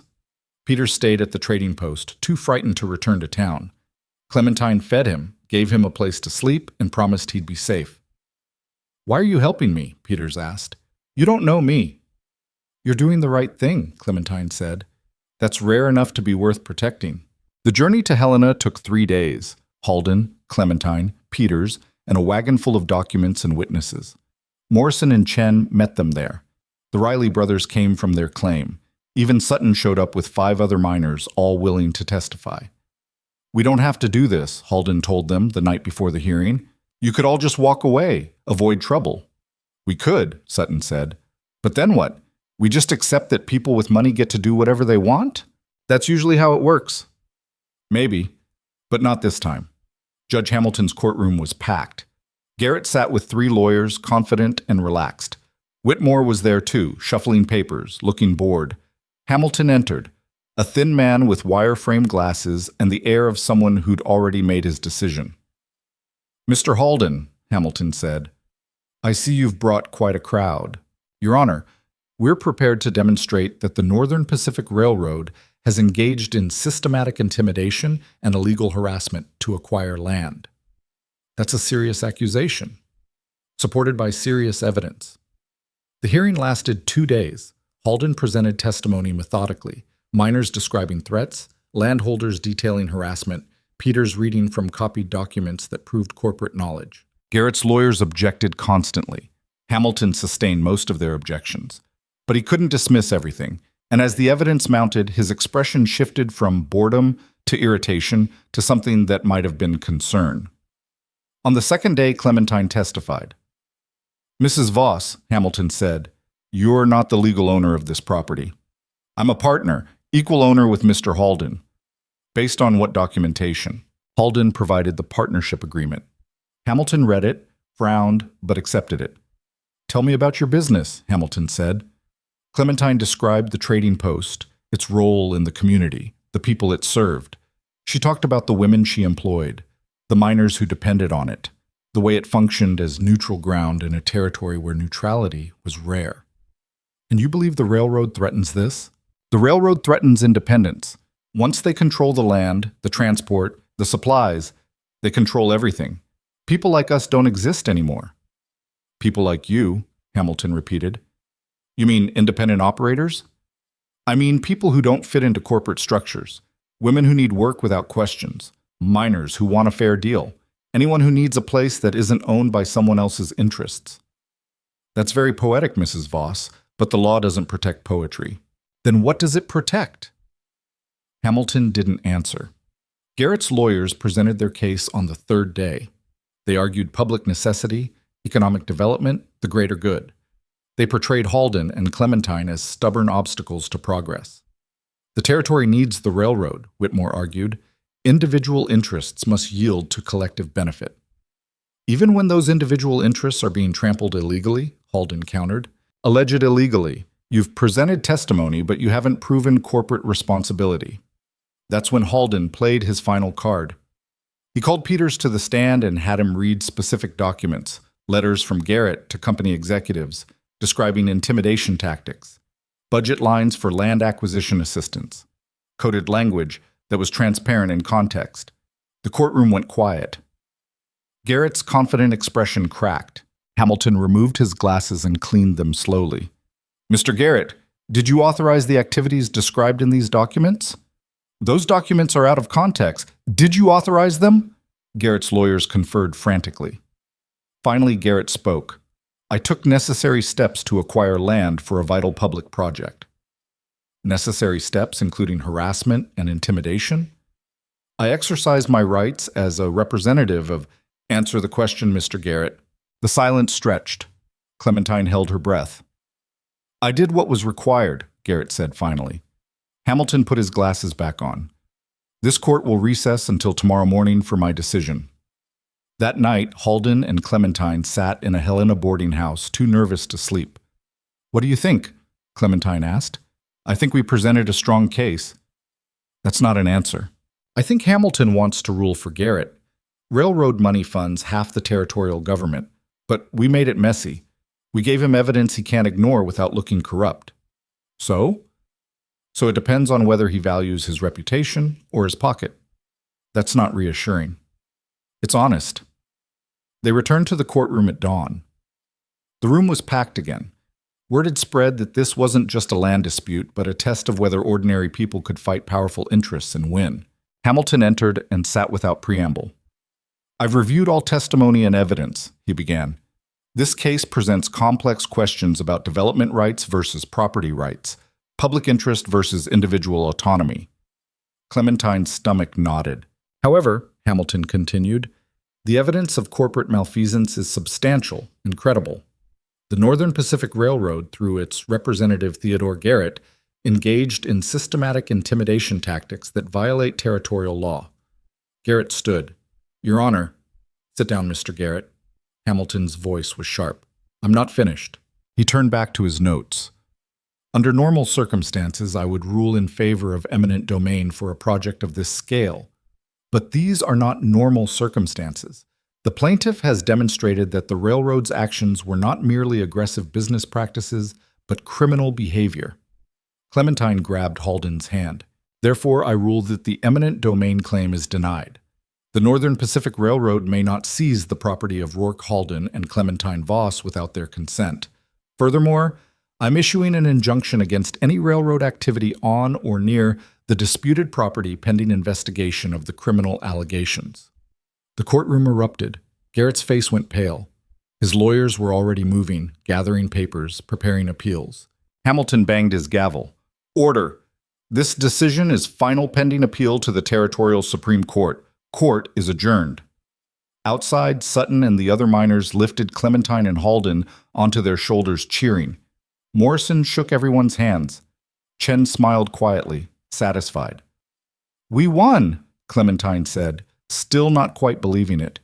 "We won this round," Halden corrected. "They'll appeal. This isn't over." "Let them appeal. We proved we can fight." That night, they celebrated at a Helena saloon. Drinks flowed. People who'd testified shared stories, laughed, made plans. For a few hours, it felt like victory. But Clementine knew Halden was right.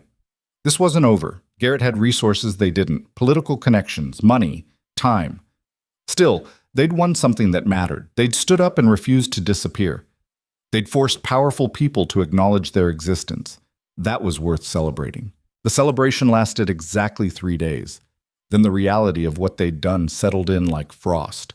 The ride back to the trading post was quieter than the journey out. Halden kept checking behind them, watching for riders that never appeared. Clementine counted the money they'd spent on the hearing, travel, witnesses, Peters's protection. The numbers weren't good. "We're low on operating capital," she said on the second day. "I know. Summer's our busy season. We need supplies, need to rebuild inventory. But most of our cash went to fighting Garrett. I know that too. So what's the plan?" Halden was quiet for a long moment. "We work harder, bring in more business, hope the appeal takes long enough for us to recover." It wasn't much of a plan, but it was all they had. They returned to find the trading post exactly as they'd left it. Sarah and the other women had kept things running, though business had been slow with both owners gone. The garden had been tended, the chickens fed, everything maintained. "Any trouble?" Clementine asked Sarah. 2 men came by asking questions. Where you'd gone, when you'd be back. I told them nothing. "Good. They come back, you tell them even less." That night, Clementine took inventory again. They were lower on supplies than she'd realized. Flour, sugar, coffee, all running short. The smokehouse was nearly empty. Her preserved vegetables from last year were gone. She made lists, calculated costs, and realized they didn't have enough to restock properly and maintain operating expenses. "We need credit," she told Halden. "From who?" "Every supplier in Helena knows we just fought the railroad. Half of them do business with Garrett. They're not going to extend us terms. Then we find suppliers who don't work with him. Those are few and expensive." Clementine slammed her notebook shut. "Then we make do. I'll hunt more, preserve everything, stretch every ingredient until it screams." "Clementine, don't tell me it's impossible. I've been making impossible work my entire life." She started hunting the next morning before dawn, pushing deeper into the mountains than she'd gone before. The valley was hunted out. Too many trips, too much pressure. But farther up, where the slopes got steep and the trees thick, game still moved. She took an elk on the 3rd day, a big bull that dressed out at 300 pounds of meat. Getting it back to the post took 2 trips and left her exhausted, but it was protein for weeks. She hunted every day that weather allowed. Deer, elk, grouse, rabbit, even a bear that had been raiding the garden. Some meat went to immediate use. The rest she smoked, salted, or preserved in fat. The work was brutal. Clementine's hands developed new calluses on top of old ones. Her shoulders ached constantly. She lost weight she couldn't afford to lose, burning more calories than she consumed. "You're pushing too hard," Halden said, watching her butcher a deer at midnight. "We need the meat. We need you alive." "I am alive. That's the problem with being alive. You have to keep working to stay that way." But she knew he was right. She was running herself into the ground, compensating through sheer will for resources they didn't have. The business picked up as word of the court victory spread. Miners came through, wanting to see the place that had stood up to the railroad. Some bought supplies. Others just wanted to eat Clementine's cooking and hear the story. She told it differently each time, depending on the audience. Sometimes she emphasized the legal strategy. Sometimes the evidence. Sometimes just the fact that they'd refused to quit. "You make it sound simple," a young miner said one night. It was simple, Clementine replied. We decided we weren't leaving. Everything else followed from that. But what if you'd lost? Then we'd have lost standing up. Better than losing on your knees. The miner thought about that, then nodded and ordered another bowl of stew. Money came in, slowly. Enough to restock some supplies. Enough to pay the women who worked for them. Enough to keep going, barely. But the strain showed. Halden grew quieter, spending long hours going over ledgers, trying to find money that wasn't there. Clementine worked herself to exhaustion daily, maintaining standards she couldn't afford to let slip. We're surviving, Sarah observed one afternoon, but we're not living. Surviving's enough for now, Clementine said. Is it? Clementine didn't answer because she didn't have a good one. The appeal papers arrived in August, delivered by a territorial marshal who looked apologetic. Just doing my job, he said. We know, Halden replied, taking the documents. The Northern Pacific was appealing Hamilton's decision to the Territorial Supreme Court. The hearing was set for October. Until then, the injunction held, they couldn't touch the land. But after, everything was uncertain again. 3 months, Clementine said after the marshal left. 3 months to prepare, or 3 months to figure out what we do if we lose. We won't lose. You can't know that. Then I'll believe it until proven otherwise. They fell into a routine born of necessity. Halden prepared legal arguments during the day, studying precedents and territorial law. Clementine ran the trading post, cooked, hunted, and managed their increasingly complex web of suppliers and creditors. At night, they sat together reviewing everything: finances, legal strategy, contingency plans. If the Supreme Court overturns Hamilton's decision, Halden said one evening, Garrett will move immediately. We'll have days, maybe hours, to clear out before they start construction. Where would we go? I don't know. Somewhere else. Start over. Clementine looked around the trading post, the kitchen she'd made her own, the common room filled with people eating her food, the life they'd built from nothing. I don't want somewhere else, she said quietly. Neither do I, but we might not get a choice. September brought early snow and a visitor neither of them expected. Judge Hamilton arrived on a gray afternoon, riding alone, looking tired. Clementine met him on the porch, surprised and suspicious. Your Honor, she said carefully. Mrs. Voss, is Mr. Halden available? I'll get him. Halden emerged equally surprised. Judge Hamilton, what brings you here? May we speak privately? They went inside, leaving Clementine to wonder and worry. Through the window, she watched them talk, saw Halden's expression shift from confusion to shock to something she couldn't read. An hour later, Hamilton left. Halden came out to the porch and sat heavily. What did he want? Clementine asked. To warn us. The Supreme Court is packed with railroad appointees. His decision will be overturned. He's certain of it. Why tell us that? Because he wanted us to know it wasn't about the law. His ruling was correct, the evidence was solid, but it won't matter. The fix is in. Clementine felt something cold settle in her stomach. So we lose. He thinks so. And what do you think? Halden was quiet for a long moment. I think he's probably right, but I also think we don't have to make it easy for them. That night, they gathered everyone, Sarah and the other women, Peters, who was still living in the back cabin, even Morrison, who'd ridden over when he heard Hamilton had visited. The Supreme Court is going to rule against us, Halden said bluntly. When they do, the railroad will move fast. We need to decide what we're going to do. Fight, Sarah said immediately. With what? They'll have the law on their side. Then we fight without the law. Morrison shook his head. That's how you get killed. Railroad has hired guns. You think they won't use them? So we just surrender? Sarah's voice was sharp. Give up everything we've built? I'm saying we're realistic about what we can and can't do. The argument escalated, voices rising. Clementine listened, feeling the weight of responsibility pressing down. These people were here because of her, because of the stand she'd convinced them to take. Enough, she said quietly. The room fell silent. Morrison's right, Clementine continued. We can't win a shooting war. They have more men, more money, more everything. She looked around the room. But that doesn't mean we surrender. What are you proposing? Halden asked. We make them take it in front of witnesses. We document everything.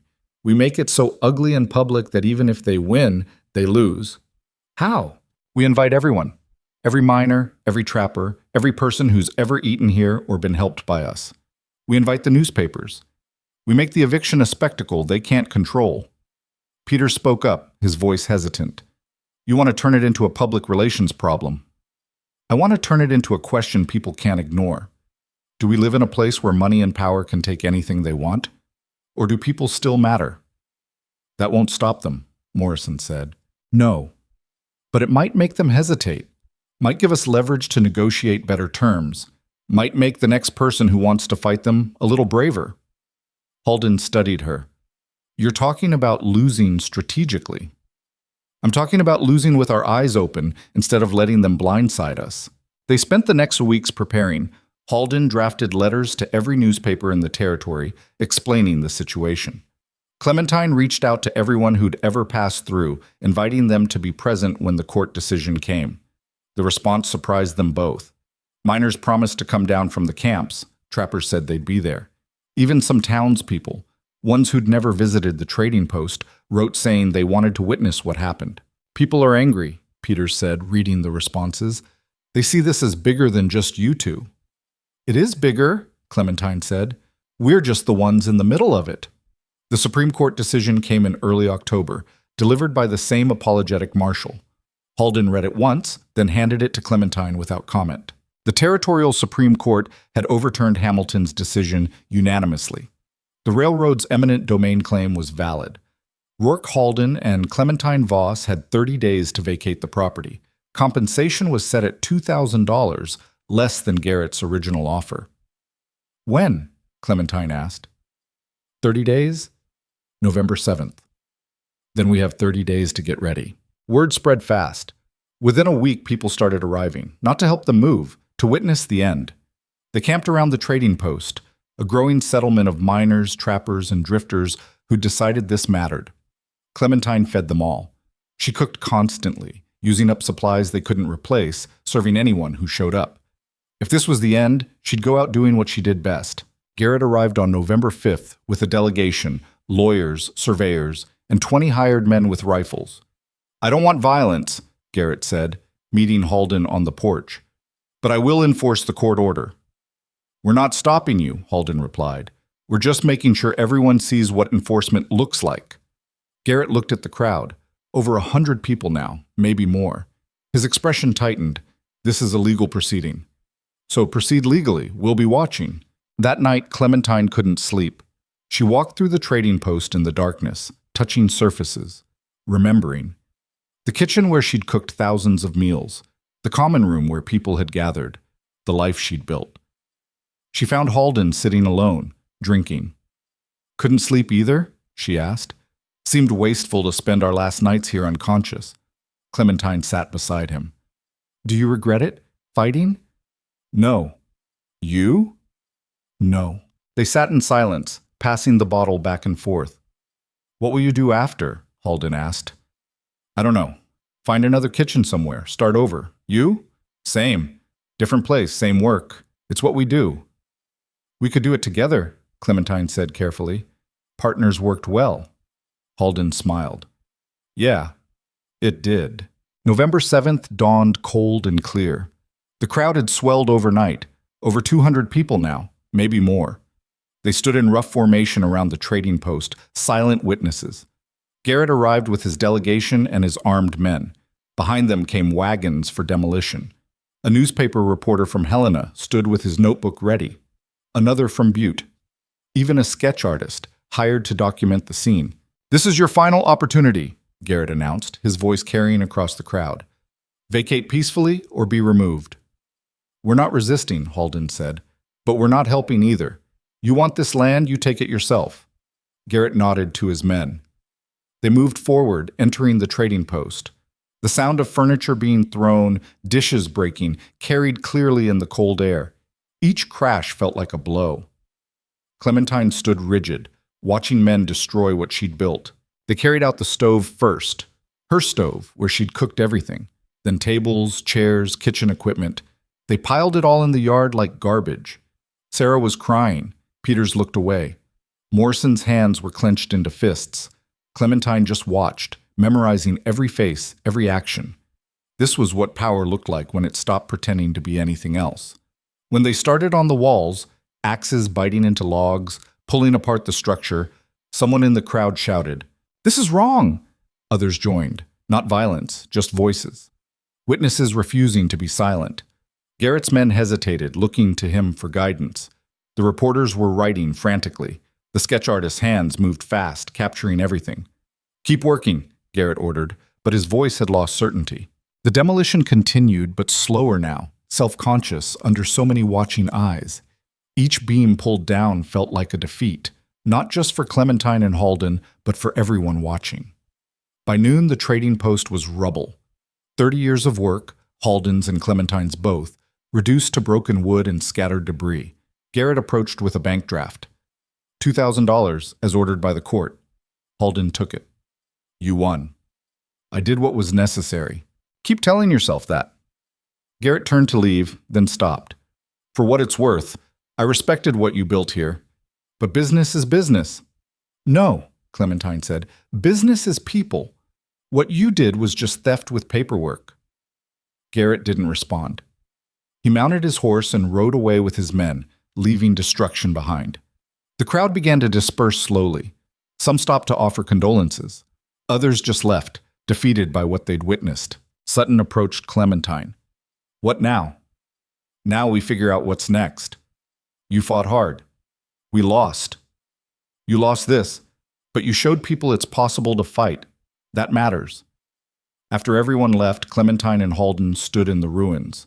The November wind was picking up, scattering ash from the broken stove. "We should salvage what we can," Halden said. "In a minute." They stood together looking at what remained. Not much. Some equipment, scattered belongings, the partnership papers safely packed in Halden's saddlebags. "Clementine," Halden said quietly, "you know this isn't over, right?" "What do you mean?" "Garrett won the land, but we won something too. Look at what happened here. 200 people showed up to witness. Newspapers covered it. We made this matter. We still lost. We lost the land. We didn't lose ourselves." Clementine thought about that. She'd spent her whole life being told she was too big, too loud, too much, too unwilling to accept her place. And she'd let that shape her, make her small, make her run. But she hadn't run this time. She'd stood. She'd fought. And even in losing, she'd proven something, to herself if no one else. She'd proven she could stand. "What do we do now?" she asked. Halden looked at the ruins, then at her. "We start over, somewhere else. Do it again. And if they come after us there too? Then we fight again, and again until we win or until we can't fight anymore." That sounds exhausting. It is. But what's the alternative? Clementine picked up her cast iron skillet from the debris. Dented but intact. She'd carried it for 6 years before coming here. She'd carry it again. "No alternative," she said. "We keep going." They spent 3 days salvaging. Equipment, supplies, anything useful.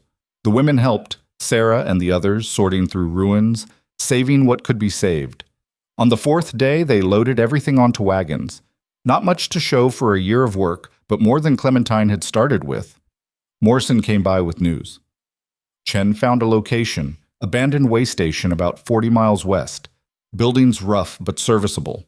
She's willing to lease it to you cheap if you're interested. Halden and Clementine exchanged glances. "How cheap?" Halden asked. "Cheap enough that you could afford it with what Garrett paid you. Barely." "Why would she do that?" "Because she watched what happened here. Figures if you're willing to fight this hard, you're worth supporting." They rode out the next day to see it. The way station was worse than Morrison had described. Roof leaking, windows broken, floor rotted in places. But it had good bones, and it was theirs if they wanted it. "We'd be starting from scratch," Halden said. "We've done that before. The railroad could come after this place too." "Let them. We'll fight again." Halden looked at her, something like admiration in his eyes. "You're not going to quit, are you?" "Not until I'm dead. Maybe not even then." They took the lease. The work began immediately. Halden repaired the roof while Clementine cleaned and assessed what they needed. The women arrived within days, ready to work. Peters came too, bringing news that Garrett was facing questions in Helena about his methods. The newspapers publish stories, Peters said, editorials questioning whether eminent domain should allow this kind of seizure. Some territorial representatives are calling for investigations. Will it change anything? Clementine asked. Not for you, but maybe for the next person. That was something, at least. They opened the new trading post on December 1st, exactly 3 weeks after losing the old one. The building wasn't much, rough and drafty, with a kitchen that was barely functional. But Clementine could work with barely functional. She made stew that first night, simple and hot. Word had spread about the new location. Travelers came, tentative at first, then more confident when they realized it was the same food, the same standards, the same stubborn woman in the kitchen. Tastes the same, Sutton said, finishing his bowl. That's because I made it, Clementine replied. Recipe doesn't change just because the building does. Business was slow at first. The location was less convenient, the building less impressive. But gradually people found them. Miners, trappers, travelers who'd heard the story and wanted to support the place that had stood up to the railroad. By Christmas, they were breaking even. By February, they were profitable. Not thriving yet, but surviving. And survival was the first step. One night in March, almost a year after Clementine had first arrived at Halden's original trading post, they sat reviewing ledgers. We're going to make it, Halden said, sounding surprised. Of course we are. We're too stubborn to fail. That's not a business strategy. Worked so far? Halden closed the ledger and poured whiskey. To stubbornness, then. To standing up, Clementine corrected, even when you know you might fall. They drank in silence, the fire crackling, the wind howling outside. Tomorrow would bring more work, more challenges, more fights. But tonight, they'd survived another day. That was enough. Spring came late that year, snow lingering in the shadows until April. But when it finally arrived, it brought something unexpected, change that didn't feel like loss. The new trading post had settled into itself, the rough edges worn smooth by use. Clementine's kitchen had evolved past barely functional into something that worked the way she needed it to work. The stove didn't heat evenly, the workspace was cramped, and the storage was a fraction of what she'd had before. But she'd learned its quirks, adapted her methods, made it hers. That was the thing about survival. It taught you that perfect wasn't necessary. Good enough, done consistently, could build something that lasted. Business had stabilized through the winter months, slower than the old post, but steady. The location was less convenient, true, but that filtered out casual traffic and left the people who came because they wanted what Clementine offered, not just because it was there. Sarah had become more than just help. She'd become a partner in everything but name, running the front while Clementine cooked, managing supplies, handling money. The other women had found their roles too, creating an operation that functioned even when Clementine was hunting or Halden was traveling for supplies. We should formalize it, Halden said one evening in late April, watching Sarah count the day's receipts with the same precision Clementine used for recipes. Formalize what? The business structure. Right now it's you, me, and a bunch of handshake agreements. If something happens to either of us, everything falls apart. Clementine knew he was right. They'd been operating on trust and desperation, but trust didn't hold up in courts, and desperation made for poor planning. What are you proposing? A proper partnership. Legal documents that give Sarah and the others shares. Protection if the railroad comes after us again, and they will, eventually. You think they'll try for this place too? I think Garrett doesn't forget, and I think the railroad is still coming through this region. We're just farther from their immediate path. They drew up the papers over the next week, making it official. Sarah owned 10%. The other women split another 10% among them. Halden and Clementine each kept 40%, maintaining control but acknowledging the reality. This place only worked because everyone made it work. Why are you doing this? Sarah asked when Halden explained it to her. Most owners wouldn't give up equity. Most owners would have sold to Garrett at the first offer, Clementine said. We're not most owners. The formalization changed something subtle but important. The women worked differently when they knew they owned part of what they were building. Harder, yes, but also with more investment in making decisions, solving problems, thinking ahead. Peter suggested they start banking their profits instead of keeping everything in cash. Too risky having it all here, he said. What if there's a fire? A robbery? You lose everything. Banks aren't exactly safe either, Halden countered.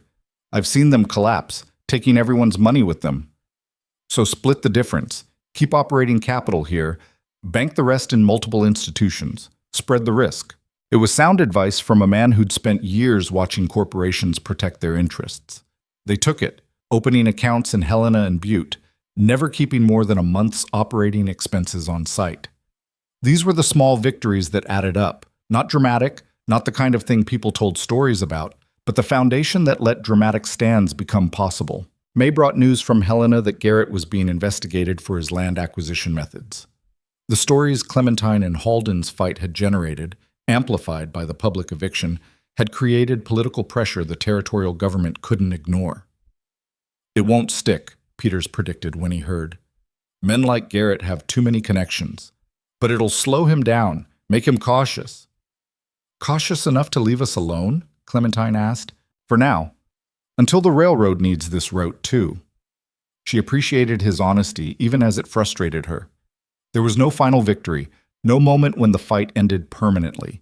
Just constant vigilance and the willingness to stand again when challenged. Morrison stopped by in June with news that changed the landscape more substantially.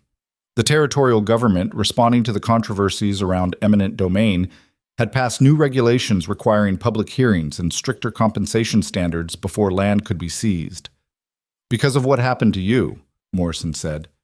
Your fight made them change the law. Halden read the new statute carefully. It wasn't perfect. There were still loopholes, still ways for powerful interests to get what they wanted, but it was better than before. It gave people like them more tools, more time, more chance to fight back. We did that, Clementine said quietly, almost not believing it. You did, Morrison confirmed. Lost the battle, changed the rules for the next one. That night, Clementine couldn't sleep. She kept thinking about all the times she'd been told that fighting was useless, that accepting her place was wisdom, that survival meant making yourself smaller and quieter and more acceptable. She'd believed it for so long, had spent years diminishing herself, trying to fit into spaces that were never going to welcome her, working for people who saw her as a tool rather than a person. And then she'd stopped, had decided that if the world was going to reject her anyway, she might as well reject it back on her own terms. That decision had cost her the first trading post, had put her through a public defeat, had left her starting over with less than she'd had before. But it had also changed the law, had made the next person's fight a little easier, had proven to herself that standing up, even when you lost, mattered in ways that couldn't always be measured in immediate results. She found Halden on the porch, also unable to sleep. You thinking about the law change? He asked. Among other things. It's not enough. You know that. I know. But it's something. More than there was before. Halden was quiet for a moment. I spent 20 years practicing law, trying to work within the system, believing that if I was smart enough and worked hard enough, justice would follow. And you know what I learned? What? That the system only works for people who already have power. Everyone else has to fight for scraps and call it fairness. So why keep fighting? Because the alternative is accepting that power is all that matters. And if I accept that, what's the point of anything? Clementine understood. They were both people who'd lost too much to surrender what remained. Their stubbornness wasn't heroic. It was just the only way they knew how to keep existing in a world that wanted them smaller.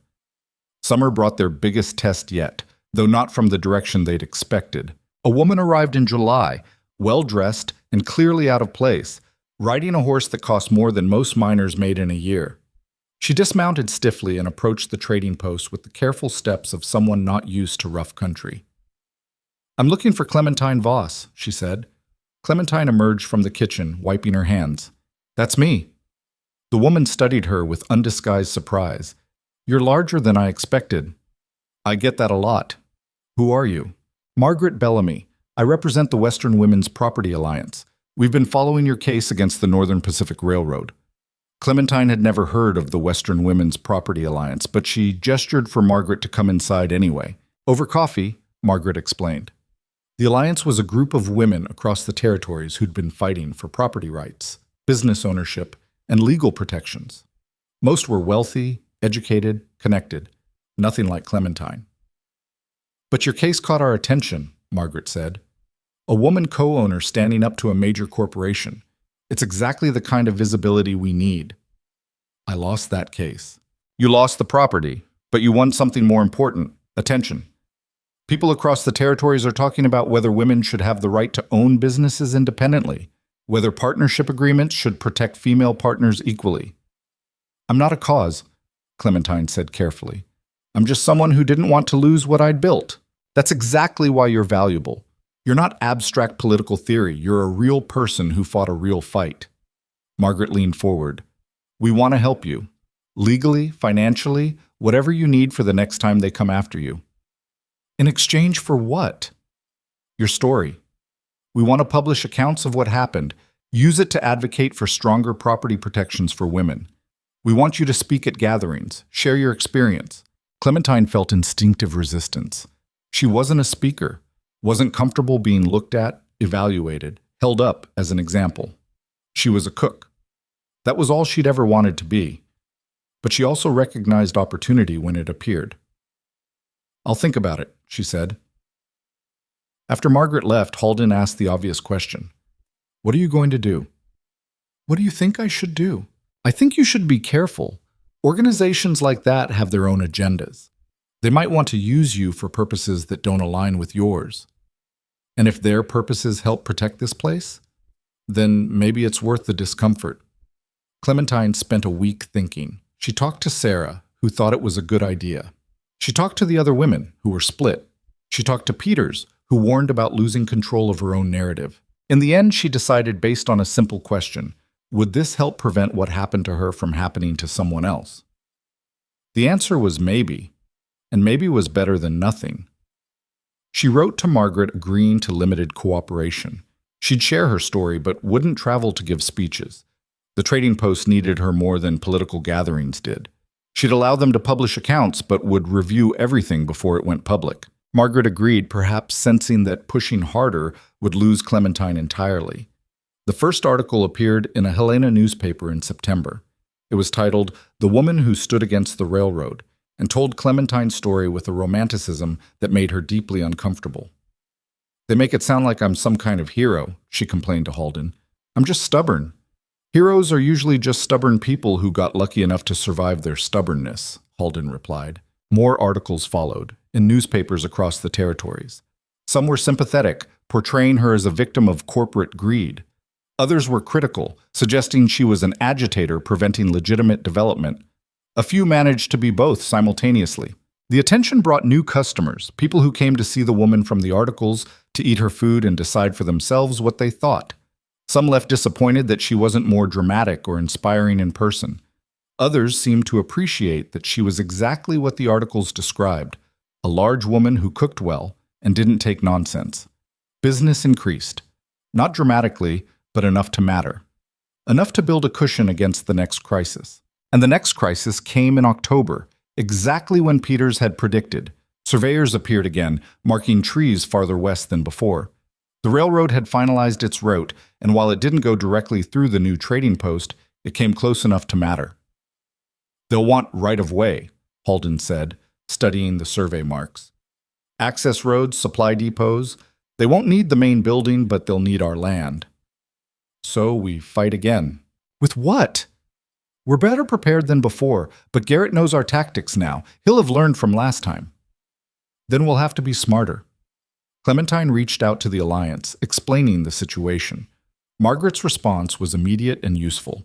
A lawyer who specialized in property rights, willing to work for reduced fees. Documentation templates for recording harassment. Contacts with territorial representatives who might be sympathetic. They also contacted Morrison, Chen, and the Riley brothers. The network they'd built during the first fight was still intact, still willing to stand together. Strength in numbers, Morrison said when they met. That's what works. This time, they didn't wait for Garrett to make the first move. Halden filed preemptive legal challenges, arguing that the new regulations required more extensive public review before surveying could proceed. Clementine documented everything. Every surveyor who appeared, every tree marked, every indication of the railroad's plans. The Alliance published her updates, making the fight public before Garrett could control the narrative. It worked, partially. The territorial government ordered the railroad to halt surveying pending proper public hearings. It wasn't a victory, just a delay, but delays could be valuable if used correctly. They spent the delay building their case, gathering testimony, proving that the trading post served essential community functions that would be disrupted by railroad construction. The hearing was set for December, almost exactly a year after they'd lost the first trading post. History repeating, Halden observed. History rhyming, Clementine corrected. We're smarter this time. The December hearing was different from the start. This time, they had a real lawyer, a sharp woman named Catherine Walsh who'd spent 10 years fighting corporate land grabs. They had organized testimony from 37 people who depended on the trading post. They had documentation from the Alliance showing how similar cases had been resolved elsewhere. And they had public attention. The Helena newspaper sent a reporter. So did papers from Butte and even Virginia City. The articles about Clementine had made this more than just another land dispute. It was a test case for whether the new regulations would actually protect people. The territorial official presiding, not a judge this time, but a land commissioner named Douglas, seemed aware of the scrutiny. This proceeding will be conducted fairly and thoroughly, he announced. All parties will have full opportunity to present their cases. Garrett was there with the same lawyers, but he looked less confident than before. The public attention made this riskier for him. Winning through obvious intimidation would be harder with everyone watching. Catherine Walsh presented their case methodically. She showed how the trading post served the community, provided essential services, employed local people. She demonstrated that alternate routes existed, even if they were more expensive. She cited the new regulations and argued that public interest required preserving the trading post. Garrett's lawyers argued necessity, efficiency, economic development. The same arguments as before, but they sounded weaker now, less convincing with documented alternatives available. The testimony took 3 days. Miners, trappers, even some townspeople spoke about what the trading post meant. Sarah talked about employment opportunities for women. Peters provided documentation of Garrett's previous tactics. Clementine testified last. Mrs. Voss, Douglas said, why should your private business interests outweigh the public benefits of railroad development? It was the core question, the one everything else circled around. Clementine thought about all the prepared answers Catherine had helped her practice, about economic arguments and legal precedents and community impact studies. But in the end, she told the truth the way she always had. Because places like mine are where people exist between the cracks of what powerful interests want, she said. We serve the miners who aren't rich enough to matter to corporations. We employ the women who can't get work in respectable establishments. We provide space for people who don't fit anywhere else. She looked directly at Douglas. The railroad will bring development. I don't dispute that. But development for who? The people who already have power, who already control resources. What happens to everyone else? Where do they go when every independent operation gets swallowed by corporate interests? That's not a legal argument, Garrett's lawyer interjected. No, Clementine agreed. It's a human one. And if the law can't account for human costs, then the law is incomplete. Douglas was quiet for a long moment. This commission will deliberate and issue a ruling within 2 weeks. The wait was harder than the hearing. Clementine threw herself into work, cooking constantly, cleaning things that didn't need cleaning, anything to avoid thinking about outcomes she couldn't control. You did everything you could, Halden said one night. I know, doesn't make waiting easier. Nothing makes waiting easier, that's why it's called waiting. The ruling came on December 20th, delivered by courier to the trading post. Clementine's hands shook as she opened the envelope. Halden stood beside her, close enough that their shoulders touched. She read it twice to make sure she understood. The commission had ruled in their favor. The railroad could proceed with construction, but must use an alternate route that bypassed the trading post property. Compensation was not required because no property was being seized. We won, Clementine said, the words feeling strange in her mouth. We actually won, Halden confirmed, reading over her shoulder. Sarah whooped from the kitchen doorway where she'd been hovering. The other women rushed in, everyone talking at once, celebrating. But Clementine felt oddly quiet. The victory was real, significant, life-changing, but it also felt fragile, temporary, like something that could be reversed by the next political shift or legal challenge. That night, after everyone else had gone to bed, she sat with Halden on the porch, despite the cold. Why don't I feel more relieved? She asked. Because you know it's not over. Garrett will appeal or find another angle or come back in 5 years with a different scheme. So we just keep fighting forever? Yes. That's what standing your ground means. Not winning once and being done, but being willing to stand again and again and again. Clementine thought about that. About her uncle taking her inheritance and her spending 10 years running. About finding this place and deciding to stop running. About losing and starting over and fighting again. I'm tired, she admitted. I know, me too. But I'm not leaving. I know that too. They sat in silence, watching snow fall in the lamplight, and Clementine understood something she'd been circling around for months. Victory wasn't a destination. It was a practice. A daily choice to keep standing, keep fighting, keep existing on your own terms, even when the world made that hard. She'd been looking for a finish line that didn't exist. The fight didn't end when you won a case, or changed a law, or forced powerful people to back down. It ended when you stopped being willing to fight. And she wasn't ready to stop. The new year brought changes that felt like validation. The Alliance asked Clementine to join their advisory board, not as a figurehead, but as someone whose practical experience could shape policy. She agreed, on the condition that she could participate remotely. The trading post still came first. Other women started reaching out, asking for advice about starting businesses, fighting harassment, standing up to powerful interests. Clementine answered what she could, shared what she'd learned, connected people to resources. It wasn't organized or formal. Just one woman helping others the way she wished someone had helped her. Sarah approached her in February with a proposal. I want to open a second location, Sarah said. Smaller, focused on women's employment. Maybe a boarding house with a kitchen, give women a place to stay and work when they're running from trouble. That takes money we don't have, Clementine said. I know, but I've been saving my percentage of the profits, and I think the Alliance might fund it if we present it right. Clementine studied her.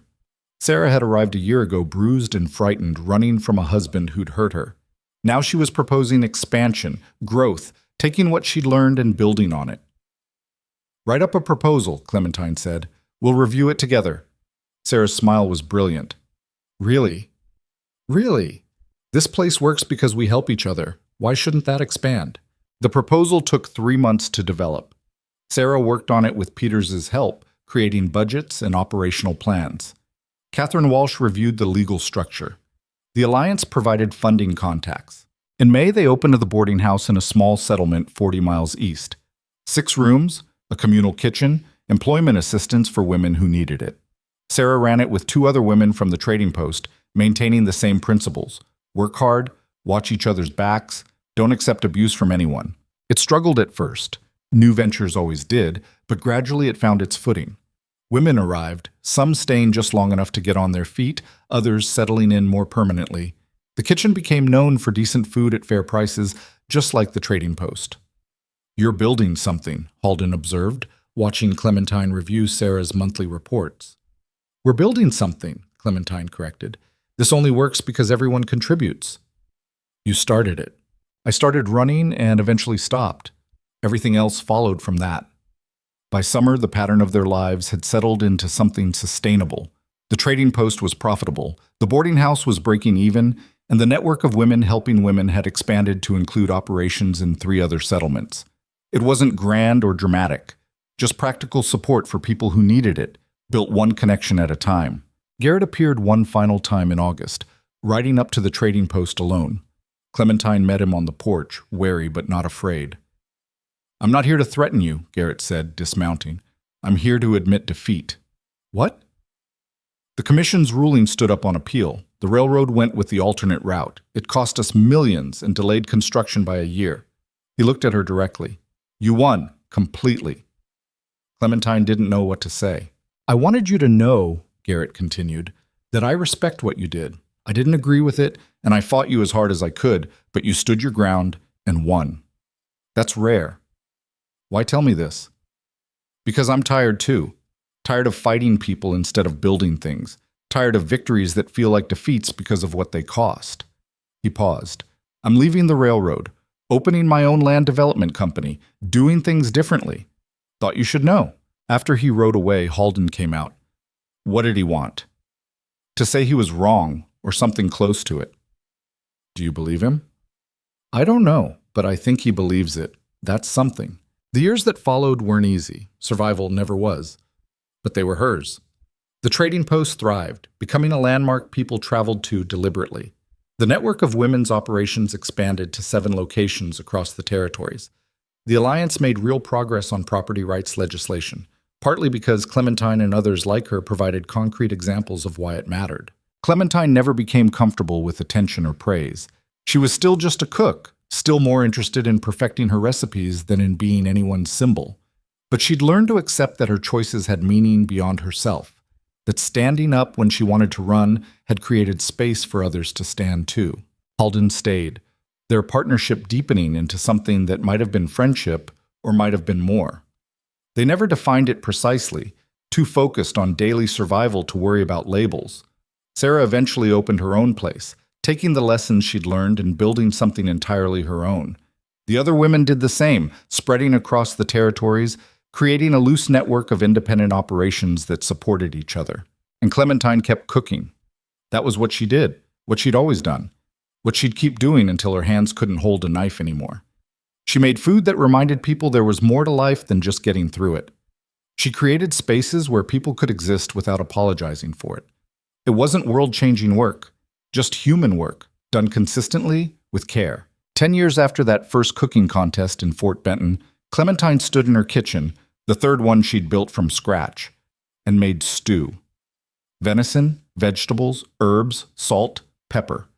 The same recipe as always, though she'd refined it over thousands of repetitions. She was 40 now, graying at the temples, her hands scarred from decades of work. The territory had changed around her, towns growing, railroads spreading, the frontier slowly transforming into something more settled. But her kitchen was still hers, her space, her rules, her terms. A young woman arrived that afternoon, thin and nervous, asking for work. "You cook?" Clementine asked. "Some. Mostly I just need a place that's safe." Clementine recognized that look, the one she'd worn for years, the constant readiness to run, the assumption that safety was temporary at best. "Safe's a high bar," Clementine said. "But nobody gets to hurt you here. That I can promise." The girl's shoulders dropped slightly, tension releasing. "What's your name?" Clementine asked. "Emma?" "All right, Emma. First rule, if you're going to work in my kitchen, you do things right. No shortcuts, no excuses. Second rule, you stand up for yourself. Nobody else will do it for you." She paused. "Can you live with that?" Emma nodded, something like hope crossing her face. Clementine showed her where to put her things, where she'd sleep, what her duties would be. Simple work, done well, in exchange for safety and wages, and a chance to figure out what came next. It was the same offer Halden had made her a decade ago. The same offer she'd made to dozens of women since. The same offer she'd keep making as long as she could. Because that was what standing your ground really meant. Not just holding your own space, but making space for others. Not just refusing to be pushed down, but helping others stand up. That evening, Clementine stood on the porch watching the sun set over the mountains. Halden came out to join her, moving slower than he used to, but still steady. "Long day?" he asked. "They're all long days, that's the job." "Any regrets?" Clementine thought about everything she'd lost. Her inheritance, her first home, the original trading post, years of her life spent fighting instead of building. She thought about what she'd gained: respect, independence, a life lived on her own terms, even when those terms were hard. "No," she said finally. "No regrets." Even knowing what it cost? Especially knowing what it cost. The things worth having usually cost more than you want to pay. They stood in comfortable silence, watching darkness settle over the valley. Tomorrow would bring more work, more challenges, more fights, small and large. But tonight, they'd survived another day, and in the end, that was enough. Not because survival was easy or glorious or anything other than what it was, hard, constant, requiring more than seemed fair, but because she'd proven something to herself that couldn't be taken away. That one person, standing firm, refusing to disappear, could shift the world even if only a little. The frontier didn't hand out justice or fairness or happy endings. It tested endurance. And Clementine had endured. She'd stood when standing seemed impossible. She'd fought when fighting seemed futile. She'd built when building seemed wasteful because everything could be taken away. And yes, some things had been taken. But she was still here, still cooking, still carving out space for herself and others in a world that preferred they didn't exist. That was victory enough. Inside, Emma was setting tables for dinner, learning the rhythms of the trading post, beginning her own journey toward whatever came next. Travelers were arriving, drawn by reputation and rumor, and the simple fact that good food, honestly made, was rare enough to be worth seeking out. Clementine walked back into her kitchen and started cooking. Her hands moved with the confidence of 10,000 repetitions, cutting, stirring, tasting, adjusting. Making something from nothing, building sustenance from ingredients, creating care in a place that often had none. This was her power. Not wealth or connections or legal victories, though those mattered when she could get them. Her real power was this: the ability to feed people, to create space where they could exist without judgment, to build small pockets of humanity in a landscape that often had little use for it. She'd been told her whole life that she was too much, too big, too loud, too stubborn, too unwilling to accept her place, and she'd spent years trying to make herself smaller, trying to fit. Then she'd stopped trying. Had decided that if she was too much for the world could adjust. It hadn't adjusted much. The world rarely did. But she'd carved out her corner of it and defended it and built something that mattered, at least to the people it served. That was enough. More than enough. It was everything. The stew bubbled on the stove, smelling like sage and smoke and the mountains themselves. Clementine tasted it, adjusted the salt, tasted again. Perfect. She served the first bowl to a miner who'd ridden 3 days to eat her cooking. He took one bite and closed his eyes, savoring. "Best meal I've had in 6 months," he said. "Then you've had a rough 6 months," Clementine replied, but she smiled as she said it. She kept cooking as night fell, as the trading post filled with people, as the work continued the way it always did. Tomorrow she'd wake early and start again. The day after that, the same. Year after year, building a life one meal at a time. And when she was too old to cook anymore, someone else would take over. Emma, maybe, or another woman who needed a place to stand. The work would continue because it had to, because people would always need feeding and shelter and spaces where they could exist. That was the real victory. Not beating Garrett or changing laws or winning cases. Those mattered, yes. But the real victory was building something that would outlast her.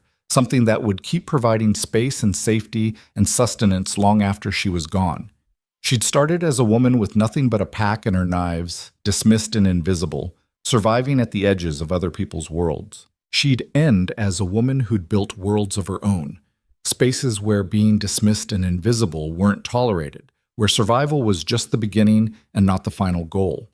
That transformation, from someone things happened to and to someone who made things happen, was the story that mattered. Not because it was unique or special, but because it was possible. Because she'd proven that standing up, even when you lost, even when it cost everything, could still create something worth having. The frontier didn't care about justice, but it responded to endurance, and Clementine had endured. She was still enduring. She would endure until she couldn't anymore. And even then, what she'd built would endure in her place. That was enough. That was everything. That was victory.